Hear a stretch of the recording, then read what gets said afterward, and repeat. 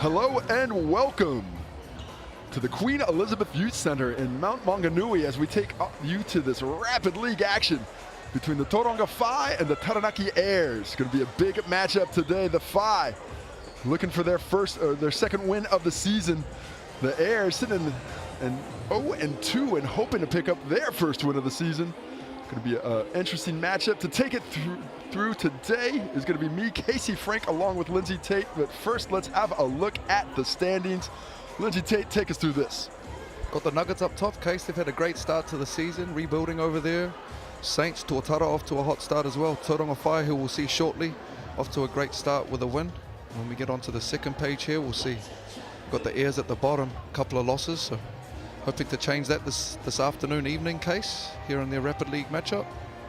And the Rapid League has been a tough start for them, but it's been fantastic in the NZNBL, where they have started 2-0, looking for a little bit of that magic down here, but a couple of big outs means that the lineup has changed slightly. We have Jerome Tamatia, Xavier Adam, Hayden Carr, Xavier Pern, and Lyric Tuhaka in the starting lineup today for the Taranaki Airs. And looking at that, who are you thinking might get things going? Got the young year 13, Jerome Tamatia, getting the nod today, Case, which will be great to see him. He didn't play in the last game, so he's kind of one of the young talent from down in their region, so he'll be fun to watch, a young point guard. And for the home team today, we have Jet Thompson, CJ Flavel, Josh Kelly, Gordy Huerta, and Dion Collins in this lineup. Who do you think is going to be the scoring today? So you got Jet Thompson. He's been great for them in the Rapid League so far, and also young CJ Flavel out of Aquinas, athletic wing. Then you've got Kelly. He's a young big out of Mount Maunganui. I'm pretty sure he just got back from Albert Schweitzer, so look out for him. Taking a look at the stats, all thanks to the Chemist Warehouse and the Rapid head-to-head. 33 points per game. That's the third worst scoring team in the competition, but the Airs are dead last at 23.5. Looking the other way, giving up 44.5 a game. That's the second highest total that's being given up. The Whai much better defensively, locking teams down at 30 per game. That's the second best total. The rebound's going to need to make up a little bit of space there. But we got a couple of shooters who are looking to get their teams going, Xavier Adam and Gordy Huerta. Yeah, Xavier, obviously the son of Trent Adam, who's, you know, a stalwart down there in Taranaki, doing his thing over in Japan. Got a lot of Kiwi coaches and players over there right now, but yeah, young Xavier, his son, top point guard out of New Plymouth region, so watch for him. Barter card officials, Ryan Jones, Daniel Couge, and Bryn Watson on the whistles today. Dion Collins gets the tip into the hands of Jet Thompson, and the pink jerseys are going to try and run some offense. First game of the season at the Queen Elizabeth Youth Center. Little chase action for Jet, getting downhill, and he'll draw the foul on Tamatia early. A little aggressive there with the grab. And he's that type of guard. He'll like get up under your skin, Geordie, and really get into you. Pretty sure he's a really good touch player as well, from having accorded all with his dad. Yeah, with a tackle like that, it looks like he might be trying the other versions of the game. Oh, that's a great screen by Collins, and he gets the switch. Set some good wood there. Jet Thompson with the swing, gets it over into the corner. Kelly, great attack on the closeout there. Again, young, big from Mount Maunganui College. You'll see his teammate Cole Hopoi getting the nod for the start today in the cells with Ruben Terangi unavailable. Yeah, nice swinging of the basketball here. Uses the up fake to attack the rim. Thought he might have had that finish, but gets met. Hits the first from the Chemist Warehouse stripe for the early lead for the home team. And the Taranaki Airs are going to need to be careful not to give up too many points. It's been a struggle for them to get going offensively, and you don't want to give up the offensive rebounds like that to Huerta. And already 2 fouls. You only get 3 in Rapid League to be in the bonus, so they'll have to play clean for the next 3.5. Easier said than done. Thompson off the on ball. Is he running out of time? Doesn't get the pass in the corner to Kelly soon enough. Solid defense by the Airs after giving up the offensive rebound. Exactly what the coaching staff would want to see there. Yeah, short clock, and I'm sure they did the scout. You'll see a lot of Jet Thompson playing out of that middle on ball with Collins in this Rapid League. High on ball action. Tamatia in and out. Kicks to the corner. Jumper goes up, but it's off for Huerta. Thompson back in transition. A little soft screen by Collins. Back to that corner action. Ball in the hand of Collins, surveying his options. 12 left on the shot clock. And the back door decides to let it fly. Interesting looking little jumper there, but effective case. Little kind of push shot. And they're playing out of that flow action that you see a lot in Aotearoa and even in the ANBL as well. Kind of get it from side to side and finish in these middle on balls. Nice action if you're playing out of like semi-transition. A lot of transition in Rapid League. Tamatia misses on the other side. Back in the hands of the Phi. Collins and Thompson again on the on-screen. Whips it to the corner. Flavel can't get that finish. And it's the Airs who have a semi-transition opportunity. Huerta back up top. You see the missed jump shot there. Doesn't drop for Carr. Nice baseline penetration there. CJ cut the corner.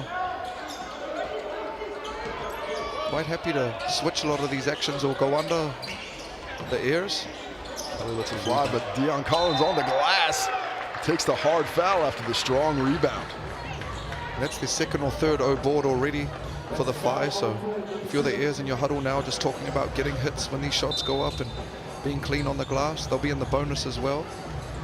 And Collins takes a bit of a shot there.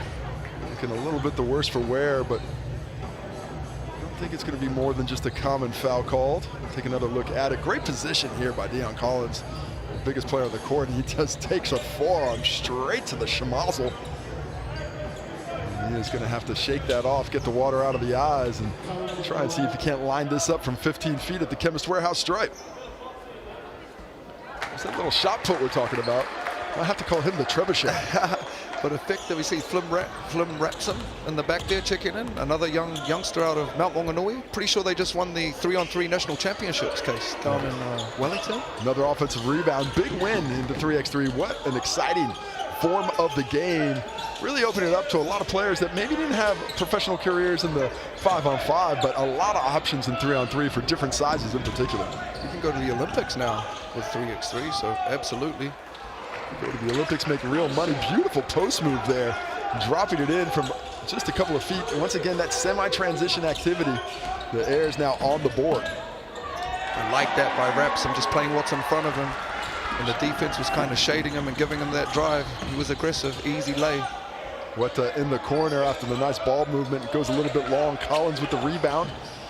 Back in the hands of Rapson, who comes off the bench and makes an instant impact. Moving the ball back into the corner. Nice ball movement here by the Phi. Back into the hands of Collins. He'll be the decision maker here. 9 seconds left on the shot clock. Good pass of the big fella, huh, Case? Collins, nice facilitator. He's, I think he's been challenged to have more of a role here with the Phi than a season ago with the Jets, where he was pretty much glued to the pine. Didn't get a lot of time coming off the bench with that team. Had a lot of size in the import spots, but this Phi squad, a much smaller team, certainly getting a lot of time in the Rapid League, but it's going to be dependent upon in the Sal's NBL as well. Kaimani Komoana checking in here for Coach Tanya Bennett and Sonny Tuaputa. He's a great young big out of Aquinas. Him and CJ Case, they bounced up from the single A to the double A, and were really a problem for teams last year in the high school space, and obviously bumping up to Rapid League and Cells now. Great to see them developing their local talent with the Phi Academy. Yeah, I love the pathways that are opening up for these kids, not just here in the NBL and Rapid League, or not just in the big cities, but all across New Zealand. There's just so many different ways for you to enjoy the game and maybe get something a little bit more out of it than just the enjoyment of playing. Beautiful take by Jet Thompson straight to the cup. Huerta can't keep him from that deep penetration, the foul, the bucket, and a chance for 3 from the Chemist Warehouse stripe. Stretching this lead out again, the Phi. That's a strong take from Jet. You know, seeing him come through high school, he's obviously developing that man strength now, you know. So great take on the bigger kind of wing there. And just to get back to your point you made before earlier, Case, a lot of these smaller kind of regions, I think, are very blessed to have the Rapid League. You know, you look at like a Palmerston North, Nelson, some of their top youth are getting, you know, some really valuable bump every week, which previous wasn't really happening. So it's been really beneficial for the game. Yeah, the only space he can really do it. Thompson loses control and turns it over, coming the other way. Cooper in transition, swings it over to the weak side. Tamatia drains the triple and lets the bench know that he's got that down for the last shot of the quarter. A 9-5 lead to the Tauranga Whai after 4 minutes of action. The Whai really dominating the offensive glass, where they picked up 3 offensive rebounds in total, 8 rebounds overall to just 2 for the Taranaki Airs. And despite the tight scoreline, that's an area that's got to be of concern to the Taranaki's coaching staff. You knocked the nail on the head there, Case, as well. And, you know, the 4 minutes, they just really struggled to put the ball in the hoop as well. Generated some good looks, but when you're shooting 16% from the field, it's going to be difficult to win at any level. So I'm sure they'll keep working to get good looks and knock some of them down for the next 3 quarters. Another 12 minutes of play. It's hard work out there. And if you're doing some hard work, you know you got to get some energy. You got to get that $35 large pepperoni pizza from Sal's. Use that QR code on screen. It'll send you right to your local Sal's, or go online and type in Sal's Dunk 26. This is valid until next Wednesday, the 22nd of April. Get in, get that pizza. Can't go wrong with a pepperoni pie, can you, Linz? Not at all. I'm going to try and get me one of them on the way up out of here and catch the Tuatara game. On the way. You and me both, Lindsay. You and me both. Taking a look at the stats, all thanks to the Chemist Warehouse, the official stats partner of the NZNBL. As rebounds have been amended, it's actually 4 offensive rebounds and 9 rebounds total for the Whai in that opening quarter. And that's 4 offensive rebounds on 4 missed shots. So they've gotten every single one back so far. And they were early too, Case, and you're right. If they can clean that up, that'll go a long way in helping them bridge this gap. Just too many extra positions for the Whai at home. And just switching here. The Whai quite happy to leave their big on the guard. And great D by Flynn Rapson with the push. Keeps things alive in transition. A little sloppy, but it keeps going anyway. Back to that corner. They really like forcing the defense down there to get to this high on ball. Thompson with the swing pass. 10 on the clock. Taranaki doing a good job of staying in front and forced a wayward shot. Tamatia coming back the other way. Pretty cool to see if you're the Whai. Kaimani, CJ, Flynn, Mark, all local products. You know, aside from Jet Thompson, who's out of Westlake, North Harbour, and he's been down there for a while, so really cool to see. Deep triple goes up. A little long, offensive rebound doesn't go, and it's back in Whai hands coming the other direction. Jet Thompson surveys things in transition. Receives an on-ball screen from Kaimani Kaumoana. That flow action into that middle on-ball. Back to Rapson. Comes back to Kelly, who gets the mid-ranger, can't get it to drop, and a nice little touch rebound there by Xavier Purring. Solid defense there by Tamatia as well, just keeping his chest in front. Nice spacing leads to the open 3-point shot in the corner for Lyric Tuhaka. Well done in transition, forcing that defense to make a choice, and they made the wrong one. Yeah, just helped off that strong side shooter, which is kind of a no-no. Your generic basketball rules can't help off one pass away, otherwise you give up that look, and Lyric punishes them. Nice on-ball action with the corner cleared out, allowed Jet Thompson to drop that in to Kaimani Kaumoana, but couldn't hold on to it. Still Tauranga Whai ball with 11 seconds on the clock here in the second quarter. Dion Collins checking back in for Kelly. This is a lot of size now for this Whai squad, for them to be even more dominant on the glass. Thompson out of the corner, takes the double, swings it to the weak side. Kaumoana can't get the jumper. And another offensive rebound for the guys in pink. And CJ got that, but that was all Collins down there battling for that position and winning that real estate down low. Nice counter. Just left it a little bit short for the big fella, Kaimani. Turn grabs the rebound, initiates the Tamatia up the weak side we go. As Adam lets it fly, can't get it to drop. Just trying to get himself going there, Xavier. But Jet will continue to control the pace for this Whai group. Great find. Collins on the board again. Just a couple short, but they're doing a great job on these O-boards, Case. You spoke about it multiple times already. You might need to get a little memo down there. Somebody call the cops. They are getting murdered on the offensive glass. And they're not even in a zone either. So really it's just being, you know, alert, putting your body in front, taking away those straight line run-ups that the Whai are getting at the basket. Well, just some mismatches down there. Look at the size of Dion Collins up there trying to get boxed out by Xavier Adam, who just does not have the bone marrow. Kind of a face guard probably, Case. You know what I mean? And just let one of the bigs come in and clear it out. Like if you're going to try and do the old school box out, it'll be very difficult. As a big, when I was going against guys, you could not box me out from the front. But what you could do is come from behind and get into the bottom of the knee. Get in that knee, move my leg. That annoys me. I get out of the way. But from the front, I've got my spot. I'll just go ahead and tip that to myself all day long. That is 9 offensive rebounds up to this point of the ball game. Don't want to pump your brakes up too much, brother, but you were pretty good at jumping as well. That was the other half. Oh, the jumper goes wayward for Pern. Minute 14 left on the clock. The Airs have gummed this up to get back in the ball game. And just on that, CJ Flavel did exactly what Taranaki needs to do. He just simply got his body in the way of the straight line, you know, run into the O board and Phi get the position. Right now, the Phi have some statistical advantage, but the game's up for grabs. Taranaki is just giving them trouble with the zone. The penetration has really gone away. On the O board from the Phi. Beautiful.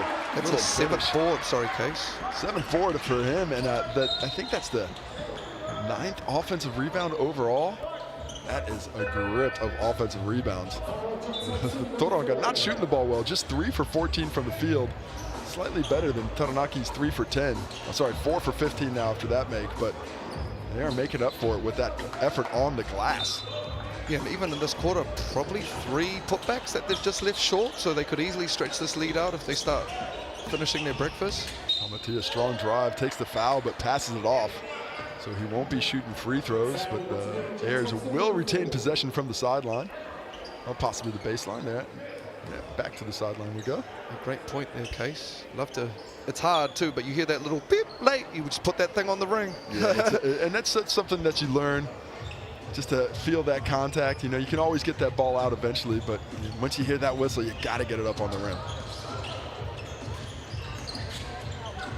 Good drive there by Cooper. The shot goes off, but an offensive rebound falls to Tamatia. Can't get the drive, and Jet Thompson eventually corrals it, and off to the races. They got a chance for a 2-for-1. Will they take it? They will. Kelly with the flush. Great find, great push from Jet Thompson. And Kelly is an athlete. Bounced up, powerful finish in transition, and a 5-point lead for the Phi. Taranaki has the opportunity for the last shot here. Both teams still have their BNZ player timeout in their pocket. Collins doing a great job of sliding his feet there on the guard. Rotate late to the corner. Goes to the quarter. Player timeout. And there it is, the BNZ player timeout called with 4.2 seconds left. Really nice job of execution by the Phi. We'll talk about it in a second, but first, a BNZ player timeout is your chance to win tickets to the big game, all thanks to the BNZ. There are 5,000 tickets to give away to school groups, sports groups, community groups, and all kinds of other kind groups out there. We don't want any bad groups, just the good groups. Come along and see an NBL game this year. Scan that QR code on screen, fill out your group's details, and grab your chance to grab tickets to the big game, all thanks to the BNZ. Let's see this action, just 4 seconds. Jed Thompson lets it fly after the handoff, can't get it. Kelly with the tip, does not go. That is offensive rebound number 10, but it's all for naught because it's still a 5-point game here at the half. 10 O boards in 8 minutes.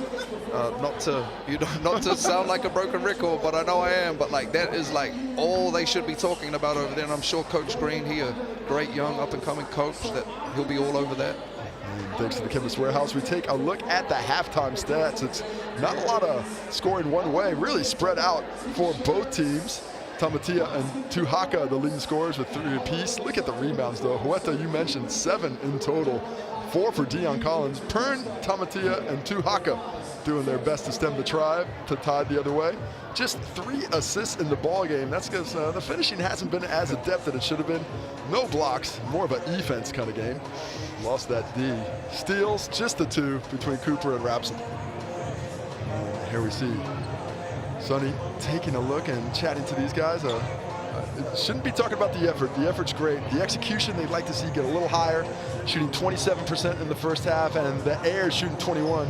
Where can these teams look to find a higher level of efficiency in the second half wins? I'm going to go with the glass being half full, and it was a great defensive half from both teams' case. You know, I actually think they did generate some good looks. If you think about the Whai, just off the way that they're jamming and tagging up and moving forward on those O boards, they just missed a few sitters, so just finishing your breakfast. If you're the Airs, you've got to clean up on the glass, you know, and then in turn you're going to get a whole lot more positions coming down right now, so it's a bit of a position game for them, where the Whai are just kind of beating them with extra positions and energy right now, not necessarily skill and finishing. And really, considering they have given up those 10 offensive rebounds, to only be down 4 in the shot attempts category, that's actually a nice job by Taranaki to lift up effort in another area. They just can't get those boards. If they can clean that up, they probably have a pretty good chance to come back in this one. You give up 10 O boards in 8 minutes and you're down. It's a 2-position game. That is a win. You'll take that. Yes. It's hey guys, everything's on fire, but we got a bucket. We can still put it out. Let's see if we can do it here. 5 ball at the half, and we are back into action. Some nice pressure by Tamatia. Forces Thompson to go all the way back into the corner. Yeah, and I like that by him. That's when he's at his best, kind of getting up under these other guards. And he's still at high school, case, so he should be able to run all day. Great rebound by Kelly. Another one. Back. Another on-board, case. That's 11. DJ Khaled, just another one. Because I can see Coach Green over there talking to his assistants. Not much they can do right now. Pern with the drive. Finds Cooper in the corner, takes that foul. Oh, Mike gonna have a little bit of a dead leg on that one too. That is exactly the kind of activity from knee to thumb quad that you'll be feeling for a couple of days. They have a great closeout by Jet. Like he came with pace, but just a little bit out of control. Good activity. You really see how active the Whai are coming off these on balls. Not really a zone, more of a switching man, and everybody's willing to switch. Collins that time, he gets out, gets back.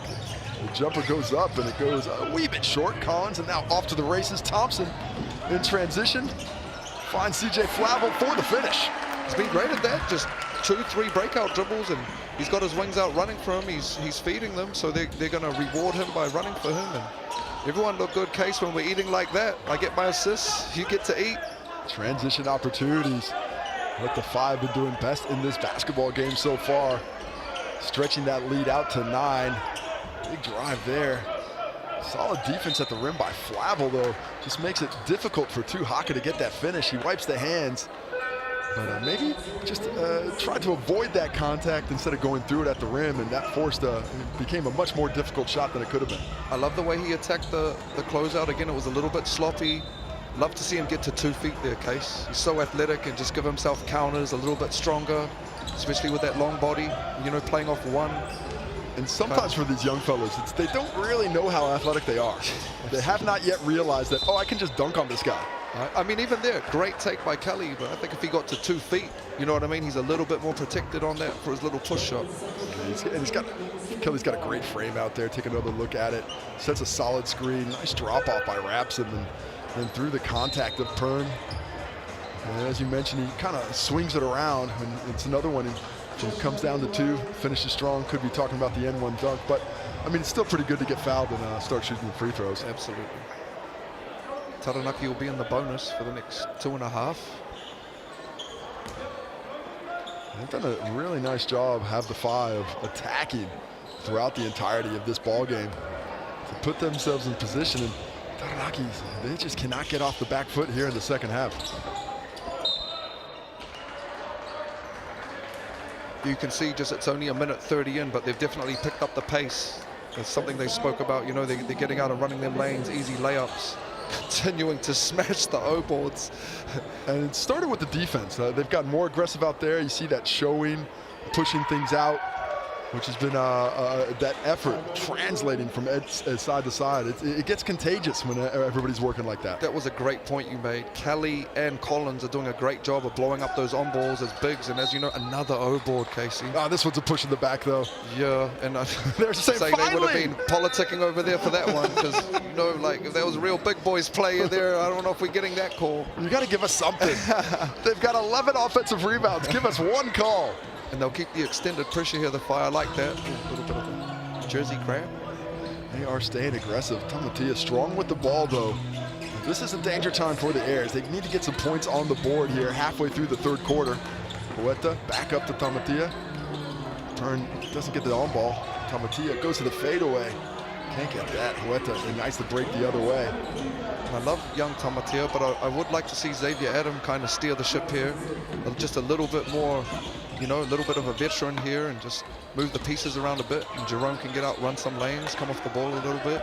Xavier Adam hasn't really found his form in the Rapid League. He's been shooting the ball well at the NBL level, though. Saying like perfect time to get going, you know. Drops that one, Huerta, right when they needed it most. Just a minute 40 left in the third quarter. And that gets that up to 10 points. Looks like it's 10. It's not 18-0. They haven't gone backwards. Strong take. I thought that was a 3, but looks like it was a long 2 from Huerta back the other. Oh, there's the 3rd point. It's finally come around. The scoreboard was confused. It was hiding the points from us. Great little take there by CJ Flavel. He's tough in transition. He had some huge games at secondary school nationals last year. I think at one point he was almost averaging 40 for his crew. And that's where he's tough, just slashing, crafty little finisher. Not enough gets said about that for these players as you go up from level to level, and you've got the skill set. I'm averaging 40 points a game here. You get to that next level, oh, guess what? You're going to take 4 shots. Yeah. And how you have to adjust as a young player from being the star in one place and to being a role player at another level. Absolutely. I mean, we've been through that a lot, right, Case? You know, you go from local stuff to international stuff, and those windows just get smaller and smaller. So I guess transfer is what we're talking about there. You know, how does your game transfer to the next level? But again, that's the beauty of the Rapid League. Previous to this, you'd kind of be waiting around for warm-ups and hoping that you get in there. You know, yeah, it's only 16 minutes, but hey, I'm taking 16 minutes a bump every time over potentially none. And it's a type of 16 minutes. I mean, it's fast, it's fierce, a lot of pace, and I really do appreciate this aspect of the game, and that it's not coaches calling timeouts every 3 minutes to get you over and talk to you. You know, it's you go out there, figure it out on your own. I think it's one level of basketball development as we continue to move forward with you know, the working on games, the training of games, that not enough game flow and just letting players figure things out at a young age. I probably rub a lot of coaches wrong by saying this, but coaches are super overrated. Like, they really are. Like, there's 5 of you and there's 5 of us, you know, and why does the guy on the sideline in a suit have to have so much influence? You know what I mean? Yeah. You all know what you're doing out there. I think the best coaches are the ones that get you to the game prepared. There you go. And then let you take care of the business and step in when they need to. I agree. I think, you know, a lot of the top coaches I've been around very influential during the week. And then, you know, they kind of step back and let you do your thing during the game and you know, step in when needed. Not the case for these coaches. They're both doing a great job. We're not talking about active coaches. No shots thrown at all, fellas. All love, all love. Oh, the kiss off the glass for Rapson. Rapson, yeah. Also, just low-key, great surfer. Oh, yeah. Yeah. His whānau is very big. The Rapson whānau, if you know about your whakapapa in basketball, big coaching, hooping family out of Wellington. Komoana on the break, losing from behind. Huerta too fast, but they're going to have to get it across. Not a lot of time. They do well. Little tip.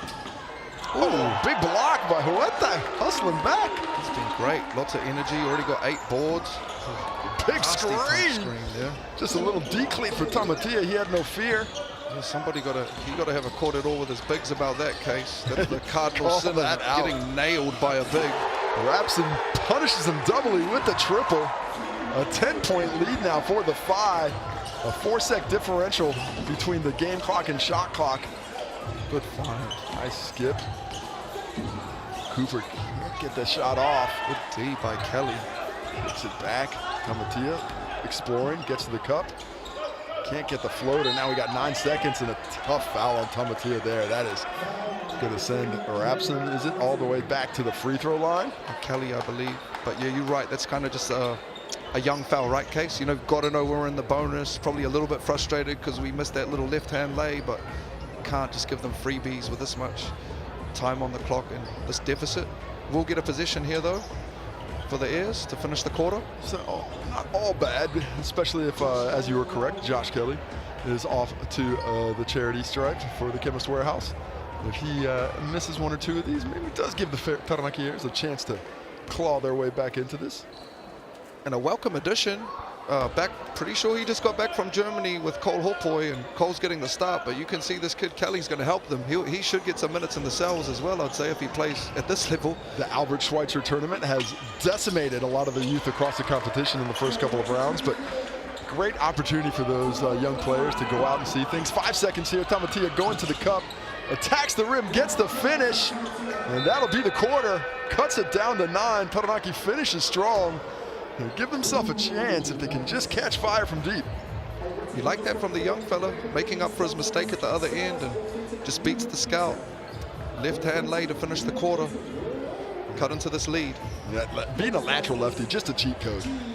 Every defender just forgets momentarily that the player you're guarding is a left-hander. It's the biggest cheat code you can have. It is. It's like fighting a southpaw. You know what I mean? Like, guys, just the angles are different, the looks are different. No matter how many times that you talk about it in the scout, guys always seem to struggle with it. And let's take a quick look at the Chemist Warehouse stats. It has been a doozy on the glass today for the Tauranga Whai. They've got 27 rebounds to just 9 for Taranaki. And neither team is shooting fantastically, but the Whai are shooting 53% from inside the arc. Taranaki just 28%. 8% from deep for the Whai, 21% for Taranaki. Overall, the turnover's not too bad, just 6 in the game, 4 for the Whai, so they've doubled up there. The Taranaki Airs really need to get back in this game. What can they do in this first couple of minutes to try and lift things outside of rebounding? We've beaten that horse to death. I'd love to see some extended pressure. You know, it's a 4-minute quarter, so let's get up the court on any kind of 2-man interactions. I'd love to see some doubling or blowing that up and some hard kind of rotations out of that. Just change up your defensive intensity for me. And then on offense, we're pushing, we're playing with pace. Like that. Back into the flow action. Finds him down low. Brilliant block there by Kelly. It looked like it was going to be an easy finish for Tuhaka, but that got sniffed out of the rim. And great find. Oh, here we go. Get up, young fella. Let's get fancy. Oh, I'll put some pressure on him. He felt bad. Definitely had enough for the flush, but kind of lost his confidence right above the rim there. A little bit of fatigue. Unfortunately, does not get that one in. But he gets another steal, second in a row. Cooper surrounded by pink jerseys. Does end up in a turnover. Jet Thompson the other way. He thinks the better of that action and pulls back ever so slightly. Rejects the screen, gets the cup, ropes it around to the corner, back to Kelly, back to Rapson, back to Thompson. Good ball movement, ends in the finish at the rim. Collins with the offensive rebound, he gets the foul. Kind of rinse and repeat if you're the Whai. The one thing, just kind of aesthetically looking at both teams, when they get the ball second, third side case, they're like getting real good, easy looks. When they're kind of forcing it back down the side it came from, both teams are struggling to get clean looks, and no matter which way we paint it, they are getting smoked on them balls, bro. Tripled up on the rebounds right now, 29-9. And just a sneaky one here, but the Whai have left 10 points at the free throw line as well, Case. Also not good. So like they could be up significant margin if they just made their free throws. Yeah, this one's just a little bit sloppier than either team would like. But Dion Collins, the trebuchet is in form, dropping it right into the center of the bucket. So let me help you all fix those numbers real quick. Just get me back to the line. It may not be pretty, but it's effective. Love that show from Collins again, though. You got to shoot that ball out of the corner. You know, especially you're down 11. Got a decent look at the triple. I'd much rather see that one fly. I don't mind the attack, but it's time and place and understanding. If you want to get back in this game, you're probably going to have to beat them 3-2 every time down court. Absolutely. I mean, you've seen a couple, Xavier's thrown a couple of skips that they've turned down at this level, what I think are wide open looks. Here we go. Beautiful. Second time's the charm. He wanted to come to the close corner. He didn't like the far one. Cooper drains it, cuts it to a much nicer looking game of 8, 2.5. A stop here, and maybe they got something cooking. Great cut by Jet there on the deny. Thompson. We had the one more there, Kelly. Yeah, then we're kind of forcing it back down where the ball came from. Nobody wants to get the wraps him in the corner. Thompson that time able to get the finish with the finger roll at the cup. Beautiful pass. Ooh, he says Kelly got, was that like the blind tip? The blind, just the hands up. You could feel that shadow coming over his head. Oh, and Taranaki's pretty adamant. The barter card officiating crew, Ryan Jones with the call there on the baseline. He says no. There's a little bit of politicking going on. Xavier Adam, the latest to try and convince him, but I have yet to see an official change their mind on that one. And here, Case, 2 minutes left, and we're just kind of falling back into the quarter court, you know, like we're down double digits. Like, there we go. Just a little bit of pressure turning into something positive. So that's one thing I would say after watching probably heavy a couple of years of Rapid League now. If I'm a young fella on the bench and we're down double digits with 2 minutes left, Case, like, let's get after it. Well, here's the thing about Rapid League. As much as it's this game and there's importance to this, every single game is an audition for the coach. What? So do you want to see me out there? What do you want to see? I want minutes. What does he want to see? Minutes. Exactly. And also, like, from a, what is it? What are you looking at? Your bench versus our bench, Case? There it is. Like, what's up? Let's go. Like, I'm trying to show you all that when the sales come and you put my bench in, we finna give you all the business. Flavel gives him the business on that drive. Nice attack on the rim, finishing with the right, stretches the lead to 12. Ball in the corner, goes up, it goes down. Tuhaka gets that finish.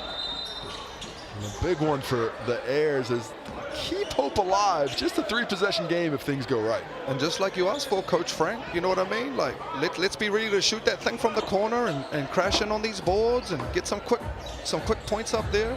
It is quite often easier to let that thing fly when you're a little bit out too. For sure. The pressure goes and you're like, all right, let's just let it go. For sure. At the same time, this door is slightly ajar. There's a little crack of light coming through. Like here we could get into some trapping, you know?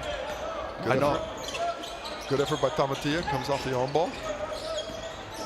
Going out off into the corner, Flavel. Smart if you're the Phi, time and score, just taking their time, getting to the end of the shot clock. Rapson goes for the finish, strong through contact on that. I don't need this left-hand layup. I'm coming back to finish over 2. Tamatia finds the corner, Cooper lets it fly, and we get another one. Suddenly the threes are dropping with consistency. It's going to be difficult. They can't start forcing some turnovers for the Airs to have a shot at getting back in it. And if you're the Phi, quick shot. We've hit 3. They've hit 3 corner threes, fellas. Let's touch the basketball, you know. They're going to shoot this thing quick. They down a big hole. That's right. Another rotation. Cooper, separate couple. Gets it in his hand again. Weta, nice defense there by Flavel. Nowhere to go with it. Tamatia now 8 on the shot clock. Swings to Cooper. Shot fake. Too much time on that position for the Airs. And that's just about it. The Phi with a big lead. Let's see how they look. Ooh, Kelly goes down. He gets all crossed up. They keep the ball. Sniper in the gym. You look like the Australian breakdancer. Hey, I'm just glad he came back. That could have gone either way. Did a top rock. Oh, it's Pretzely. Kelly with a big step and the right-handed layup to go up 10, and that'll do it. 2 seconds left. Last shot of the ball game doesn't drop, and we have a 34-24 victory for the Tauranga Whai as they continue their hot form to start the season here in the Rapid League. And they were great tonight, Case, and just again smacked them on the boards right now. 32-10. That was the glaring one that stands out. You know, Flynn Rapson, great coming back into this group from Mount Maunganui College with 9. And you can see Coach Green here. I'd say he'll be talking to them about, you know, that board scenario. Some positives for sure for the Airs, but a glaring work on headed into the South game. I just got 32 rebounds? You're the stats guy. Is that a record? 2 rebounds a minute for a team? That is phenomenal. Let's take a look at the Chemist Warehouse stats. Leading scorers, Kelly and Rapson. Both of them still at high school, man. Mount Maunganui. Coming back strong in this one. Tuhaka with the late 3. Cooper with a couple of late 3s himself. Weta, 9 rebounds, 8 for Collins. Fantastic work in the Rapid League. That is, remember, action in 16 minutes. Just 8 boards overall for the Airs. Outstanding effort on the glass. Outstanding effort on the glass. Here we see the assist. The Airs moved the ball well in that final quarter, especially finding those shooters in the corner. The Phi didn't need to pass. 3 blocks in total for the Phi. Get a little bit active at the back line. This steals Tuhaka with 3. Twice as nice for Rapson, but overall just too much Tauranga Whai today. Yeah, they'll love that one coming home here. And Coach Lacey, be pretty pleased to see his bench standing up the way that they did. So great start to the Rapid League campaign for the Whai. Coach Sunny, Coach Tani, well done. Well done to them, and well done to you for sticking to the end. Hey, who got there on the right? Yo, sub him in, yo. Why isn't he playing? Anyway, we will be back in about 21 minutes. I'm going to tap out and get subbed for Taylor Johnson, who's off done with the real job. But we will be back shortly for the Tauranga Whai versus the Taranaki Airs in the NZNBL, tipping off at 4 o'clock right here. See you then.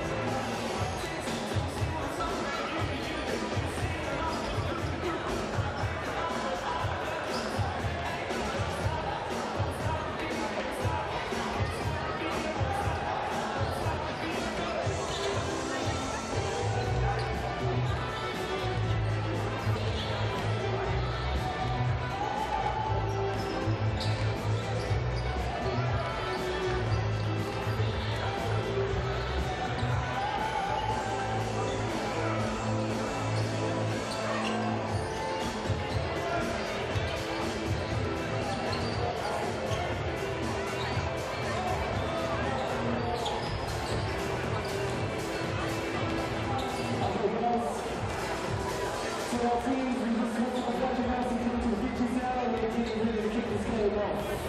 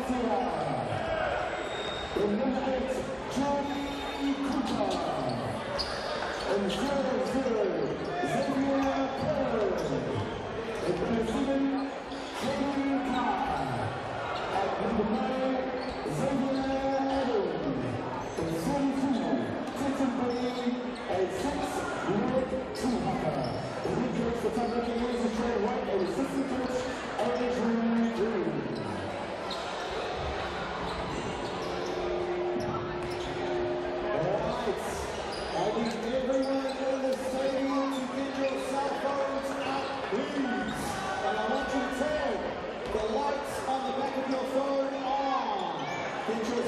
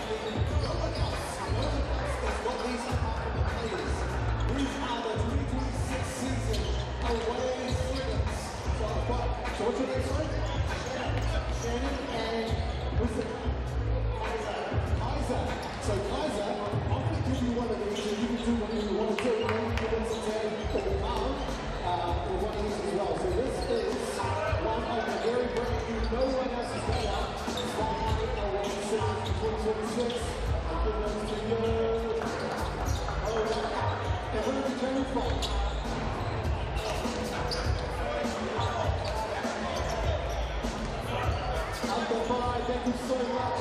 Feel free to put them on and enjoy them. We've got more amazing giveaways to give to you. What I suggest you do is make sure you're following us on social media, Instagram, Facebook, and you never know what we get. Talking about that.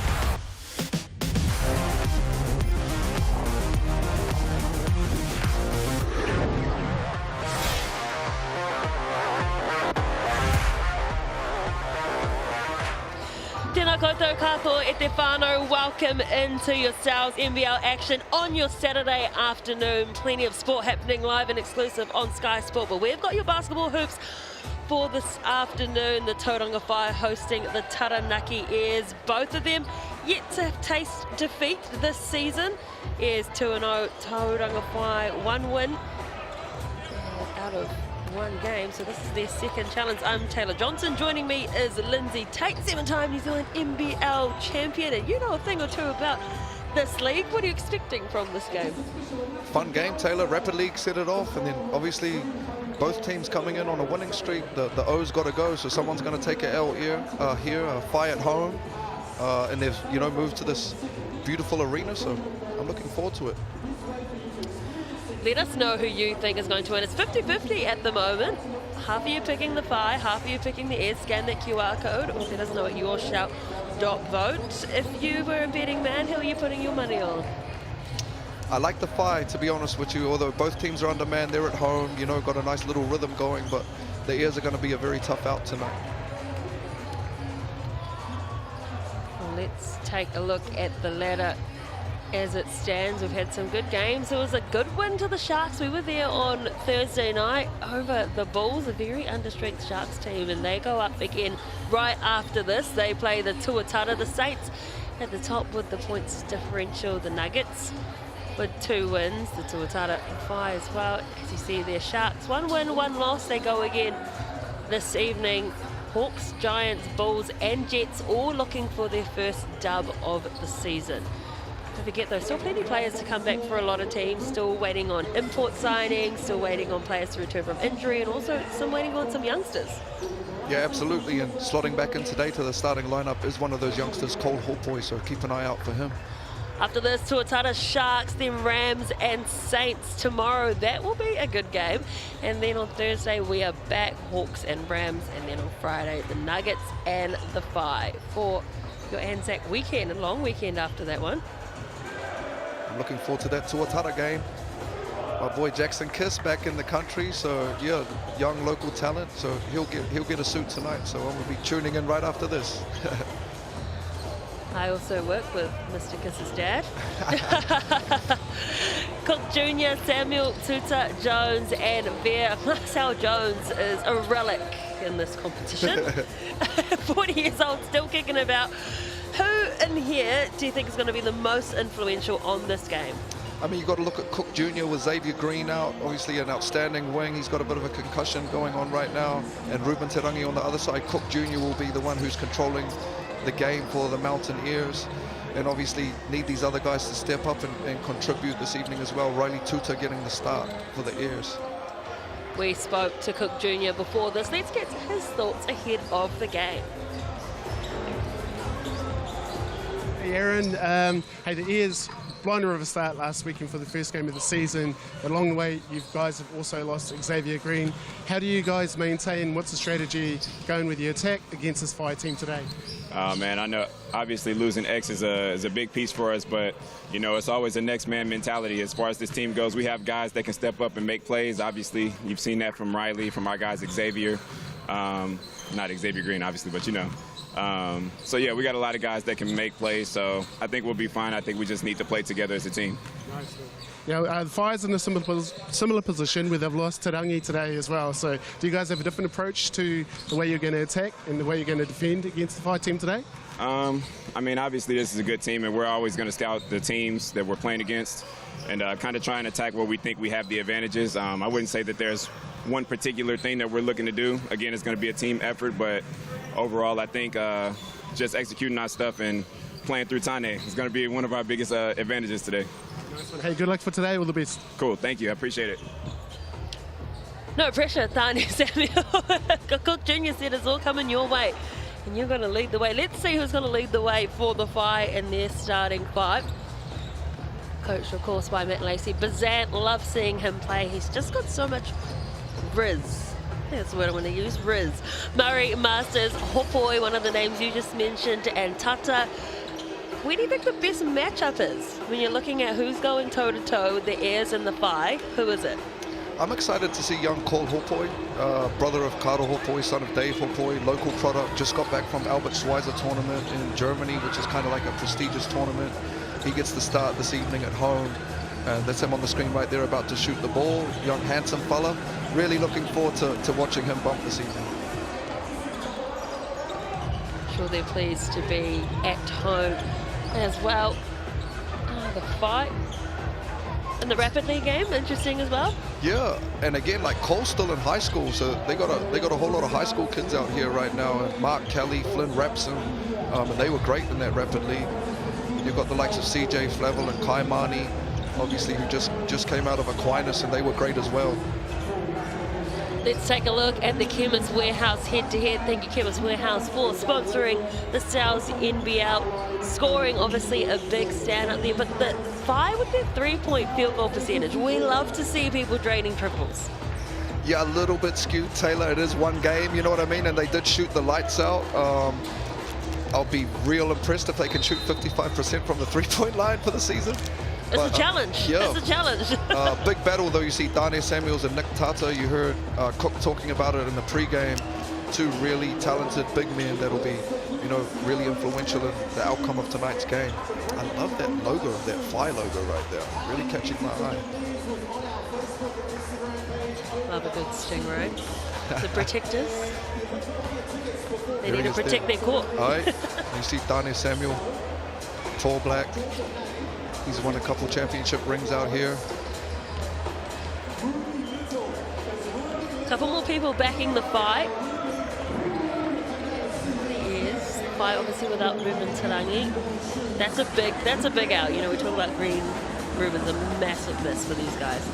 Yeah, he is. You're right. He had 35 in the first game. He was just like playing volleyball down in the post. And not just his scoring, though, it's everything else he brings. One of the most steady heads that we've got in the competition, leadership, veteran. So, yeah, big loss, but at the same time, it's an opportunity, you know, and Cole Hopoi is getting the nod right now, and I'm pretty sure you'll see a lot of Dion Collins as well. So when somebody else is out, it's an opportunity for someone else to step up, next man up. Those are your match officials on screen this afternoon. My favorite thing about the FI is the brand, the colors. It's all me, the pastels. They are. It's nice. It's clean. It's a nice colorway. The pink kind of pop, Penrith Panther vibes, you know. See Coach Lacey here talking to his troops. You mentioned it before, Taylor. Marcel Jones, the evergreen, he's been great for them in the first 2 games. Just being not only scoring but facilitating. Another veteran that's literally played everywhere in the world. And I looked at his bio. I know, I was going to try and like repeat it, and I'm like, you know what, this is silly. He played everywhere. That passport will be, it's definitely run out of pages. It's tattered. It's got coffee stains. It's got everything. Yeah, he's probably getting pulled in by airport security like, brother, you need to explain this. That's the beauty about basketball, though. It is a global game. It is played everywhere. It's one of the biggest sports in the world. And for a lot of these inputs that come from Germany, America, why not come to somewhere like Aotearoa, New Zealand? What a beautiful place to find yourself. Absolutely. Lucky enough to work with a lot of youth in basketball, and we speak about that a lot, that this game can not only get you a free education, it can potentially feed your family, but it can take you around the world. I'm a little skilly Māori boy, and hoops took me to over 30 countries when I went through it with my young sons the other day, which is kind of overwhelming when you grow up with a lot of, in some of these environments, brothers don't really leave the block. So, yeah, it's a beautiful thing, hoops. Seemed like Ryland Jones, like when we were watching the Sharks, like a 5'8", and hoops taking him around the world. So, beautiful thing. Tata there, the tallest person on the court at 208 centimeters. If he loses this jump ball, I'll put a bet on that. Tata winning this one, come on. If Marcel Jones get it, got a few miles on them legs right now. And the thing is that he's still playing well. Some people, they just stay in the league, maybe stay a little bit too long, but the way we he's call played that stealing chicks. He's not doing that. He's not. No, the he's first playing. few games, he's been balling out. Yeah, no, he's playing. Got to respect that about Marcel. Like, he want to be out there. He definitely won the tip. But he tipped it too hard. Yeah. I was going to say, he won it, but it's the Airs that get the last laugh. So if you're just joining us on the South NBL, the Taranaki Airs wearing the white strip with the amber and black lines, and the Whai in the darker colours today. It's the first possession for the Airs, and that one was well short. From there, here is young Kohopoi, 17 years old on debut. Just arrived back from Germany. Bazant. Mr. Riz, love watching him play. Tane was outstanding game 1 along with Xander Masters, and there he is. Little lob to the pocket for Tata. What a great way to start things off for the Whai. Going upstairs early. On their head. Just letting them know the threat. We saw another big man play well, and that was Sam Timmins on Thursday. Sam did well, but just wasn't accurate. But the movement in the paint was nice. Tay Murray with the rebound here on the advance. He was great game 1, 30 plus, along with his running mate Ruben Terangi. Xander Masters was outstanding as well. Young Māori boy out of Rotorua Boys. Lefty, can really shoot that thing. That time just didn't get the connection he wanted, so 2-0, still the score. Luca Veer already got a board. He's the leading rebounder for the Airs, almost 9 a game. Oh, he was held back there. Gave a look back to the match official, like, hey, man. Cook Jr. 3 seconds left on the shot clock, deep 3. Can't get it in the cup. His 2 games, he's almost 15 and 11 for this Airs group.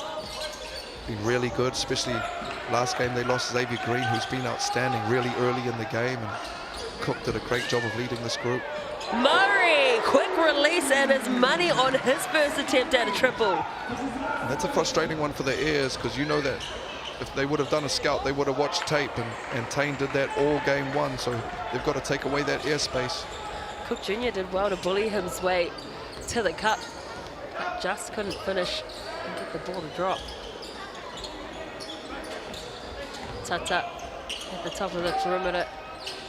Back to Hopoi. And he is money on the 3 as well. Back-to-back triples for the Whai. And that was a beautiful action. Tane hit a 3 prior to that, and they kind of set a little pin down for him, and he attracted a lot of attention. And Cole Hopoi just raised up out of the corner and knocked that thing down. Stroke looks good. Samuel wanted to get in on the 3-party, but not to be. Trouble finds here. Masters, how was the footwork and the handles, the left step, the right step, and then taking it to the cup. 10-0. Jumped on him early here, Taylor. Great timeout if you're the Airs, but just way too easy. Reject, no last, and he's a lefty, Xander, so 10-0. Need to stop the bleeding here. And if you're the Airs, I'd just like to see them, hopefully they'll get a post touch here or something in the paint and play off that. Just a little bit perimeter orientated right now and not hitting their shots. They're not really working for some better looks. They're just a bit relaxed on offense. Started out a little bit passive, which is, I'm sure, frustrating for them, but great timeout, chance to regroup. And again, I'd love to see them get a paint touch here and compress the defense before they get into these 3-point attempts. Masters in his 3rd season at the Whai, just 20 years old, you mentioned, from Rotorua.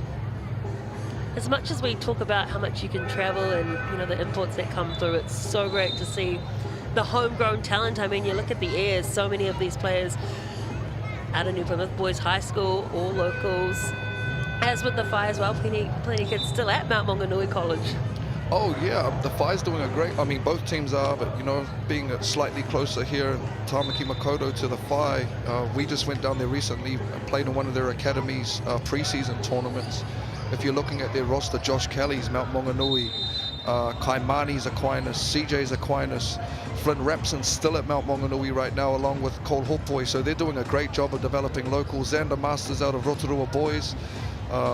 Yeah, shout out to them and their crew and Coach Lacey and what they're doing down there.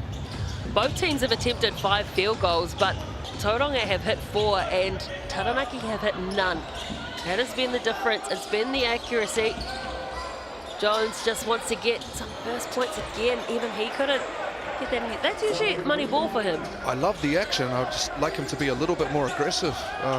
He got a year 13 marking him right now. Got a slight experience advantage, we'll say. Sometimes you got to flex on the young kids to just remind them that they're in the big league.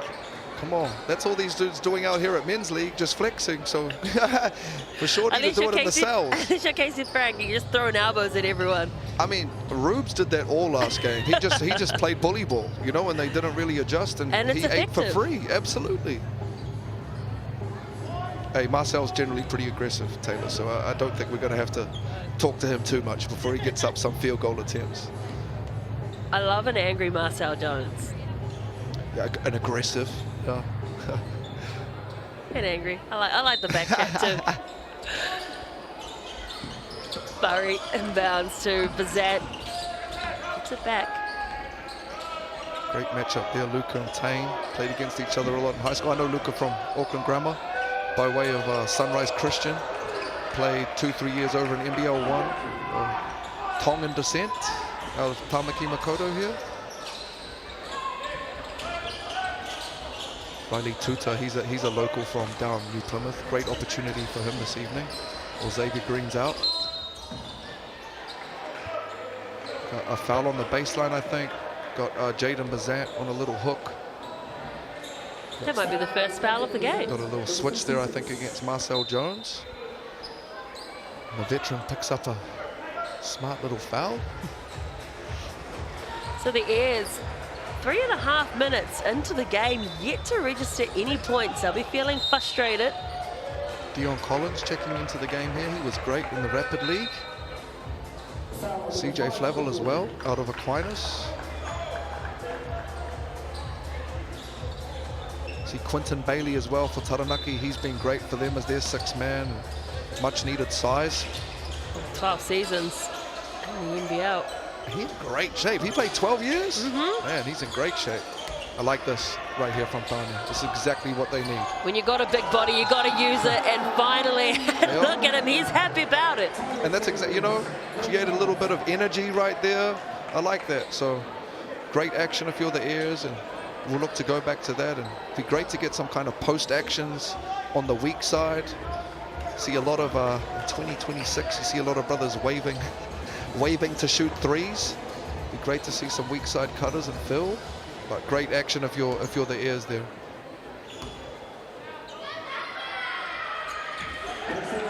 Samuel adds the extra, so 3 points now. The Airs have fight. Well, they started off cooking, but haven't really been able to score since that timeout. Like that off that free throw, win a little 1-2, 1-1 extended pressure, and just off that causing them some issues. So great little change up. They'll get the offensive foul call here on young Cole Hawkfoy. Coach Lacey with the rare protest. I think he's normally pretty good over there. Speaking of coaches, I loved watching Yim on Thursday night. He is one animated fellow. He was fun, yeah. It was great to connect with him. And it's not aggressive, it's No, just energetic. absolutely. It's energy. You gotta love that when your coach is lifting you up. Samuel at the top of the perimeter, has Collins on him, wants to blow by. And Collins did just enough to disrupt it. And I like that though from Dania, just being aggressive, you know, and like that matchup for the Airs. More placements onto the court for the fight. Shot clock at 7. Bazant looking for some options, but doing a really good job defensively and just cutting as you asked. But Bailey knocking that ball out of here with the block. Quietly, just to keep an eye on if you are the Five. They've got 14 fouls, so they are in the bonus for the rest of this quarter defensively. Just something to keep an eye on at that end of the court. Tori Huiata's on the court for the Fly. Shot clock violation there. Played for the Airs, of course. He is a proud Taranaki boy.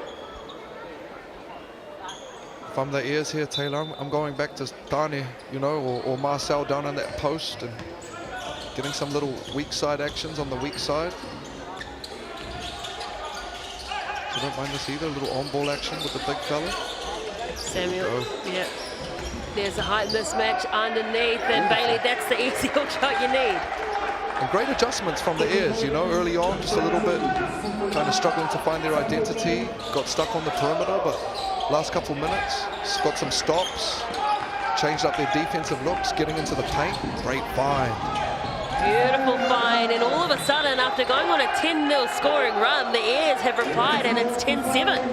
Yeah, and a great response, you know, a 7-0 run, and Dani Samuel's super skilled big. He can pass, he can shoot, and Luca Vea, that's when he's at his best, just out there running those lanes. Who knows, he might even turn one of them over and get a little dunk for us, get us excited.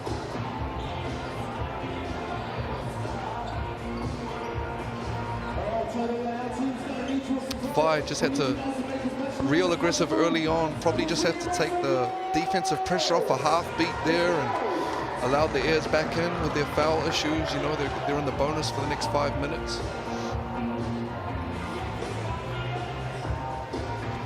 Well, the Airs haven't given any fouls. No, real clean and interesting, and they haven't even been zoned. They've been matched up in man as well, so probably a little bit too passive to start, if we're being honest, giving up a 10-0 lead, but they've made the adjustments. Even off that free throw, I love the way they threw a little zone look at them, extended pressure. It's still effective at this level. Dani looks like he'll be getting a blow here. It's some great minutes for them to bridge this gap.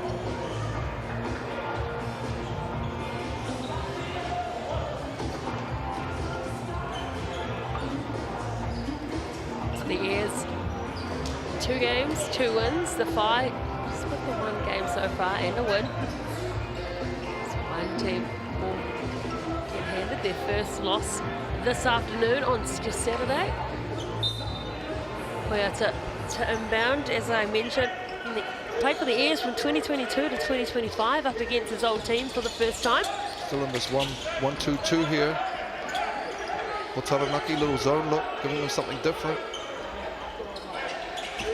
How do the Phi adjust to the defensive pressure? By doing just that ball movement, taking it to the cup, but didn't get the roll. Great late contest there from Luca Vea. Great slash from CJ, but better contest. Didn't die on the play. Cook just steering the troops here. Great cut on the weak side from Marcel Jones to get that little good look. Jaden Bazant continuing to steer the ship for the Phi. Huiata to CJ Flavel, back into Bazant. See that action a lot from the Phi. Don't know if that was the right pass selection. There was more white singlets than navy. A little bit telegraphed there. You could see he was trying to pump it inside. Oh, great kiss off the glass there from Bailey.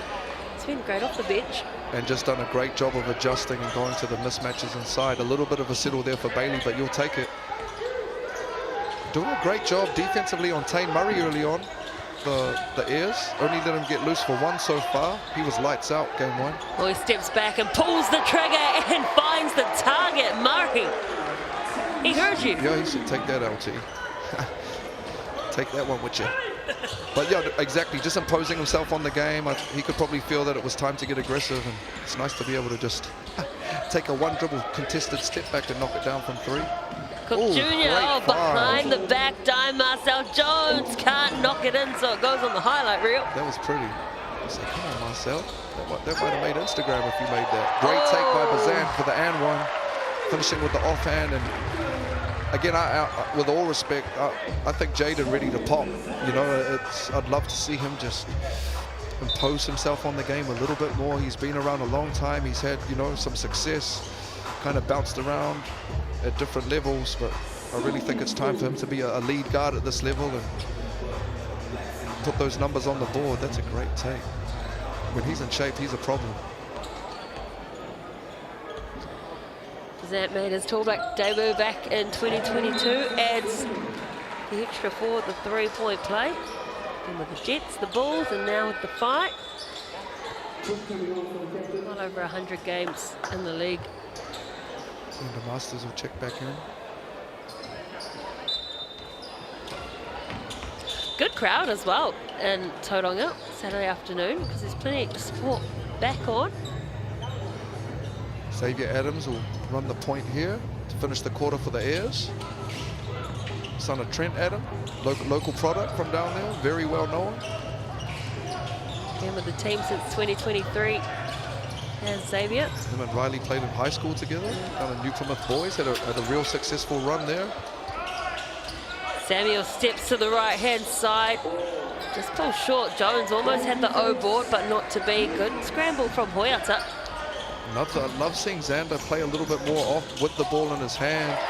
Great little finish there. In high school was kind of just a real big high-level scorer, and transitioning over to the men's stuff, he's really good at doing both facilitating and being a scorer, which is great to see. Good contest. Cook Jr. went everywhere but down into the net. And again, that's a win for the Phi. They were doing great of, you know, getting it inside and punishing them in there, going back to these perimeter threes right now. The Phi stretching that lead back out. Murray gets the angled run and just creates space for himself. Beautiful for his 7th and 8th point, and that's the next layer for Tane. I think on the ring and from the three he's great, but those second layer reads, if he can play in those pockets, he's very difficult to stop. Samuel, do you see that underneath the leg pass, but they couldn't finish again with the bucket, and it's out in the corner for the Phi Masters. Well, he's going to get in their second opportunity here, and he makes no mistake on the refund. Great push from Jet. Jordi Huata has been great on the O boards from Rapid League, and the leak out there from Riley Tuta. But see, Xander Masters can shoot that thing, the lefty. You give him two wide open looks from the corner, and he's going to knock him down. Jet Thompson, another one that's been around in the 6th season, 23 years old. Quietly doubled them up here. The Phi. Good run from Marcel Jones. And good vision as well from Cook Jr. just to wait. Just a half-beat sloppy these last two possessions for the Phi. Just gave up, you know, stretch this thing out to 12, 14, and then give up two easy layups. Tata to Masters off balance. Good ball movement around the perimeter. Hoyata can't bank it. Well, that'll be the easiest rebound. Tata gets and throws it down. Great ball movement, and yeah, that's, you know, if you're the Airs, that's a frustrating one. Just nobody around the biggest, most athletic body in the building, and he gets a power slam at the end of the first quarter here.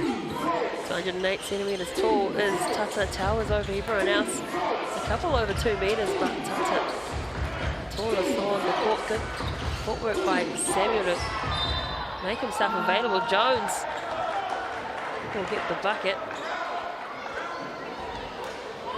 Kind of a little ticky-tacky one there on Jet. Kind of got, it's tough to rebound those air balls. Marcel got ahead, got that. Jet got caught with a little cheapie here. That's tough. But great job by Marcel Jones staying in the play. 7.6 to play here, and they get Jaden back into the game for point guard duties. That's an eternity. Still got the player timeout up their sleeve if they want to use it in advance, but it is pretty early in the game right now. Whai still holding on to that 10-point lead. If you've just joined us, they got out to 10 points, and the Airs had no answer, and then they fought themselves back into it, but just in the last few minutes, the Whai have gone back and extended that. Done a pretty good job. They were in some foul trouble early, the Whai, even though they got a substantial lead, but done a pretty good job of not letting them live at the line too much this quarter. 5 seconds left on the clock. Bazan checks back in because is he going to be the one to pull up the money shot? Can't bank it. 25 points to 16, the first quarter score here from the Queen Elizabeth Youth Centre in Tauranga. Don't go anywhere, we'll have the second quarter after this.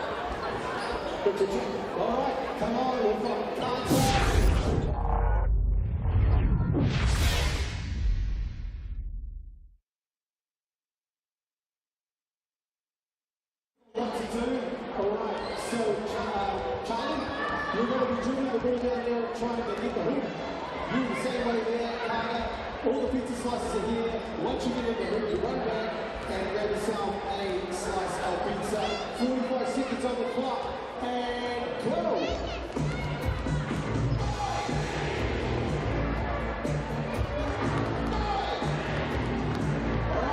Come back, grab a slice. Grab a slice, chill.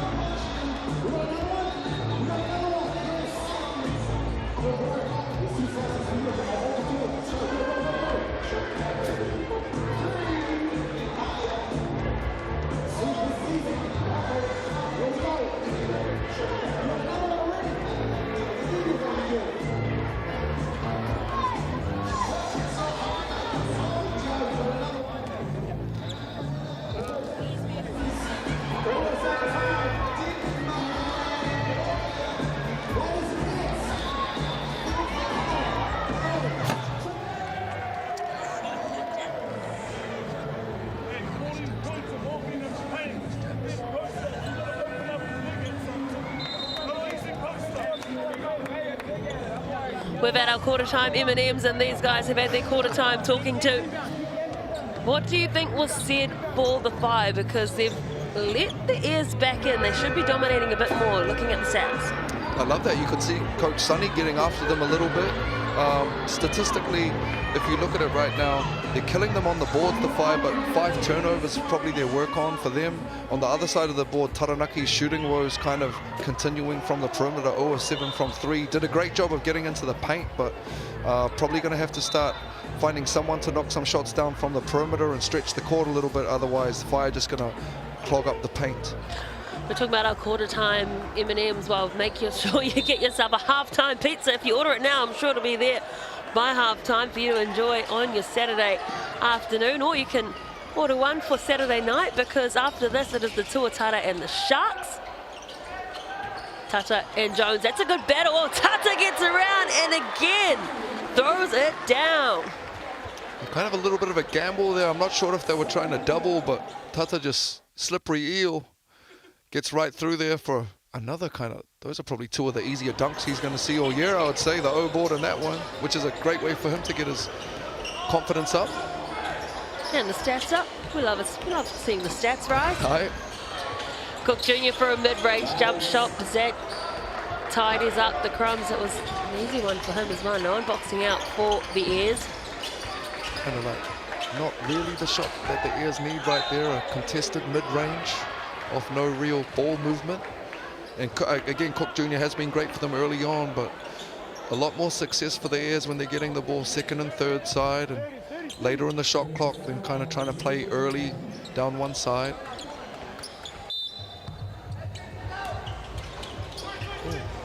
Poiata Underneath, great defense from Jones. Dane Samuel goes aggressively into the paint. Tata can't stop him. They're going to count the 2, and he's going to go to the Chemist Warehouse free throw line. He's skilled, Dane. He just, even though he's a big body, you know, he went right by slightly more athletic Nick Tato, and beautiful finish off the glass for the and one. When he gets his shoulders past you, he's a problem. He's a problem to stop downhill. It's a good thing about having size in this game is if you're charging downhill, very few people are going to put themselves in front of you. Yeah, they need to put their chest in front. Take that charge. Let's see if they stay on this extended pressure here. Taranaki off the free throws. Look like they're just falling back.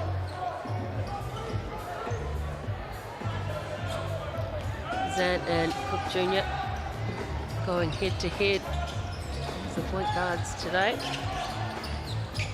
They are the same kind of action, the fight, as previous. Again, the defense has been nice and sticky for the Airs, getting a shot over the top was Masters. Foul underneath. And then CJ Flavel battling with Riley Tuta. Luca Vea came swooping in for another board. Love to see them get back inside here. Taylor had a lot of success for that, the air. Got Dane back out there and Marcel. The points in the paint at the quarter time break were relatively even. Nice footwork and spin move from there. That's a tough finish. And that's where he's at his best. You know, Luca, athletic wing slasher. Just putting his shoulder on CJ Flavel, and he's in great shape right now, Luca. Good finish. You get a double-double in round 2. It's a nice move. Good fight. Does Beautiful that one more. exactly wide open 3 because of that ball movement, but doesn't find his target. Cook really controlling the pace right now. They want to play it, look like they want to play it kind of this medium place there is, not going super deep in their bench. Jones Like that, he's got the mismatch there. pops over the wayward pass, fired the shotgun and it went into the crowd. I'd love to see him just keep that and, you know, bully his way for a layup. Maybe a little bit of fatigue there, but I'm sure Dane will make the adjustment. He's a smart player. Cole Hook Boy checking back in. You mentioned he had the mismatch. Massively Yeah. there. He had a point guard marking him. So they've chopped that lead down to 7.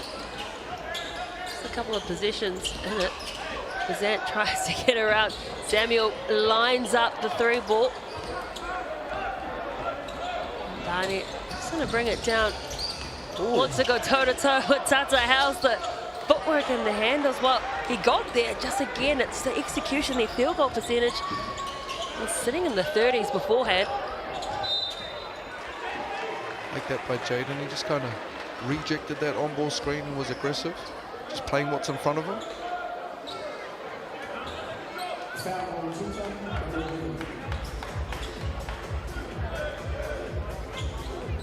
The baseline out of bounds here. Tane Murray, quiet 8, leading the way for the 5. Zant thought about the 3. There's plenty of white singlets down low. Potentially inviting him to go for that. Collision. Murray wanted the call, but none coming. Nick Tata, great screener, big active body. He's doing a great job of getting out there and setting nice clean screens and creating space for his wings guards. But stop-start this game. We haven't really had a nice flow to it. Yeah, you're right.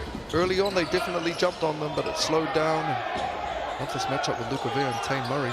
Tata decides to turn around for the triple. Oh, and they're not going to count it. They said the shot clock had run out. I thought he'd let it go. Yeah, it was a tough call. Bang, bang. And probably not known for his perimeter prowess. Would have loved to. Well, it was got under that one pressure. going. Yeah. His bench were yelling at him saying, you got to shoot it, and he did it. Those are the best. He did that thing. You got no opportunity, but you got to shoot it. You can't lose. Yeah, well, exactly. your teammates can't argue and say, why did you put that 3 ball up? Because you had to. And he nailed it. But it won't go on the scoreboard, unfortunately. Stagger action for Luca Vea into an on-ball. Oh, too Turn it over. easy. Yeah, from Great Tata. drop from Tata. Love this pace from the 5. The That block is even better though from Bailey. Quinton Bailey and Cole Hoopo, you're going to have to go stronger than that. Bailey, big stop there from the airs. Oh, Samuel just loses the handles. I think it bounced off the foot. Bazant going to take his time. Oh, gets fouled. Samuel will pick it up. And smart from Jaden there. Just sees the big man back retreating and force the referee to make a call. Potential and one, but he'll get a couple of free throws. And those brothers been around each other a lot. Great to see the sportsmanship there, making sure everyone gets home healthy. That's a good thing about Aotearoa being so small and being in the league is that so many of these guys have played with each other, whether it's in the South, school competitions, Māori teams, provincial teams, rep teams. Everyone's almost played with everyone. For sure, and love that they can compete, but like that you can keep it clean. And if someone ends up on the back wall, we can go over and check on them. No malice. In fact, I was thinking that I just come from doing a rugby game, a test match, and the referee had warned them about hyping each other up, said we don't need that in this game. I'm like, that's what we're missing in rugby, because you got it right here in basketball. I do love that. I mean, and I'm biased, but I do love that, the little interactions. You can have a little bit of corridor with the fans and the referees and the opposition, a little bit of banter, a little bit of push and shove, a little bit of bump. Yeah, to me, that is the beauty, the game within the game. That's why somebody like a Patrick Beverley or a Dennis Rodman is so intriguing to watch. Not because they're Michael Jordan, but because of the energy they're bringing to the building, the impact they're having. And sometimes the mind game is stronger than the physical game. Absolutely, absolutely. I mean, if you're talking about kind of guys from around here, that's like a Dylan Boucher, Mika Vakona type cloth, you know?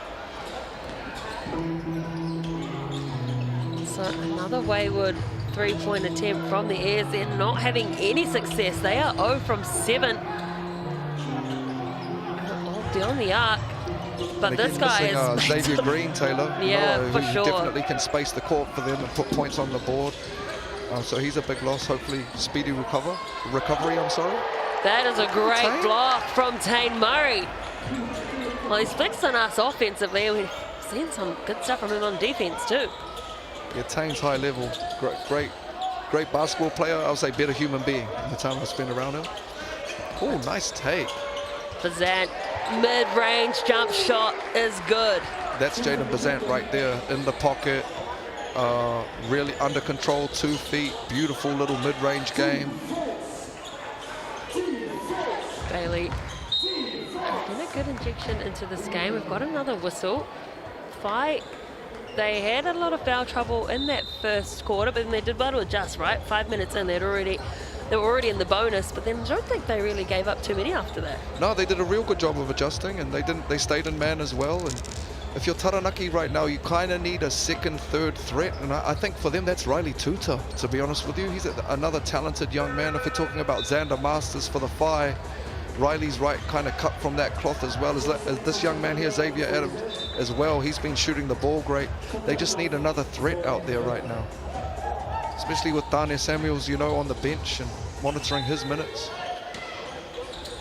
Jones receives it, steps back for the 3 ball, and again, they've been quite off with their 3 attempts. They're 0 for 9 right now. You're right. Yes, that's a nice way of putting it. Well, not even just not connecting, but a few air balls I've seen. I think there's been 4. Oh, great scramble from the airs there. Oh, beautiful dish off from Thompson to draw the defenders and create space, but again, just can't quite get it to the bottom of the net. I like this pace here from the airs.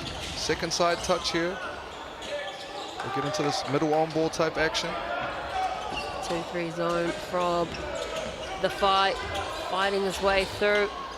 Tuta, and it's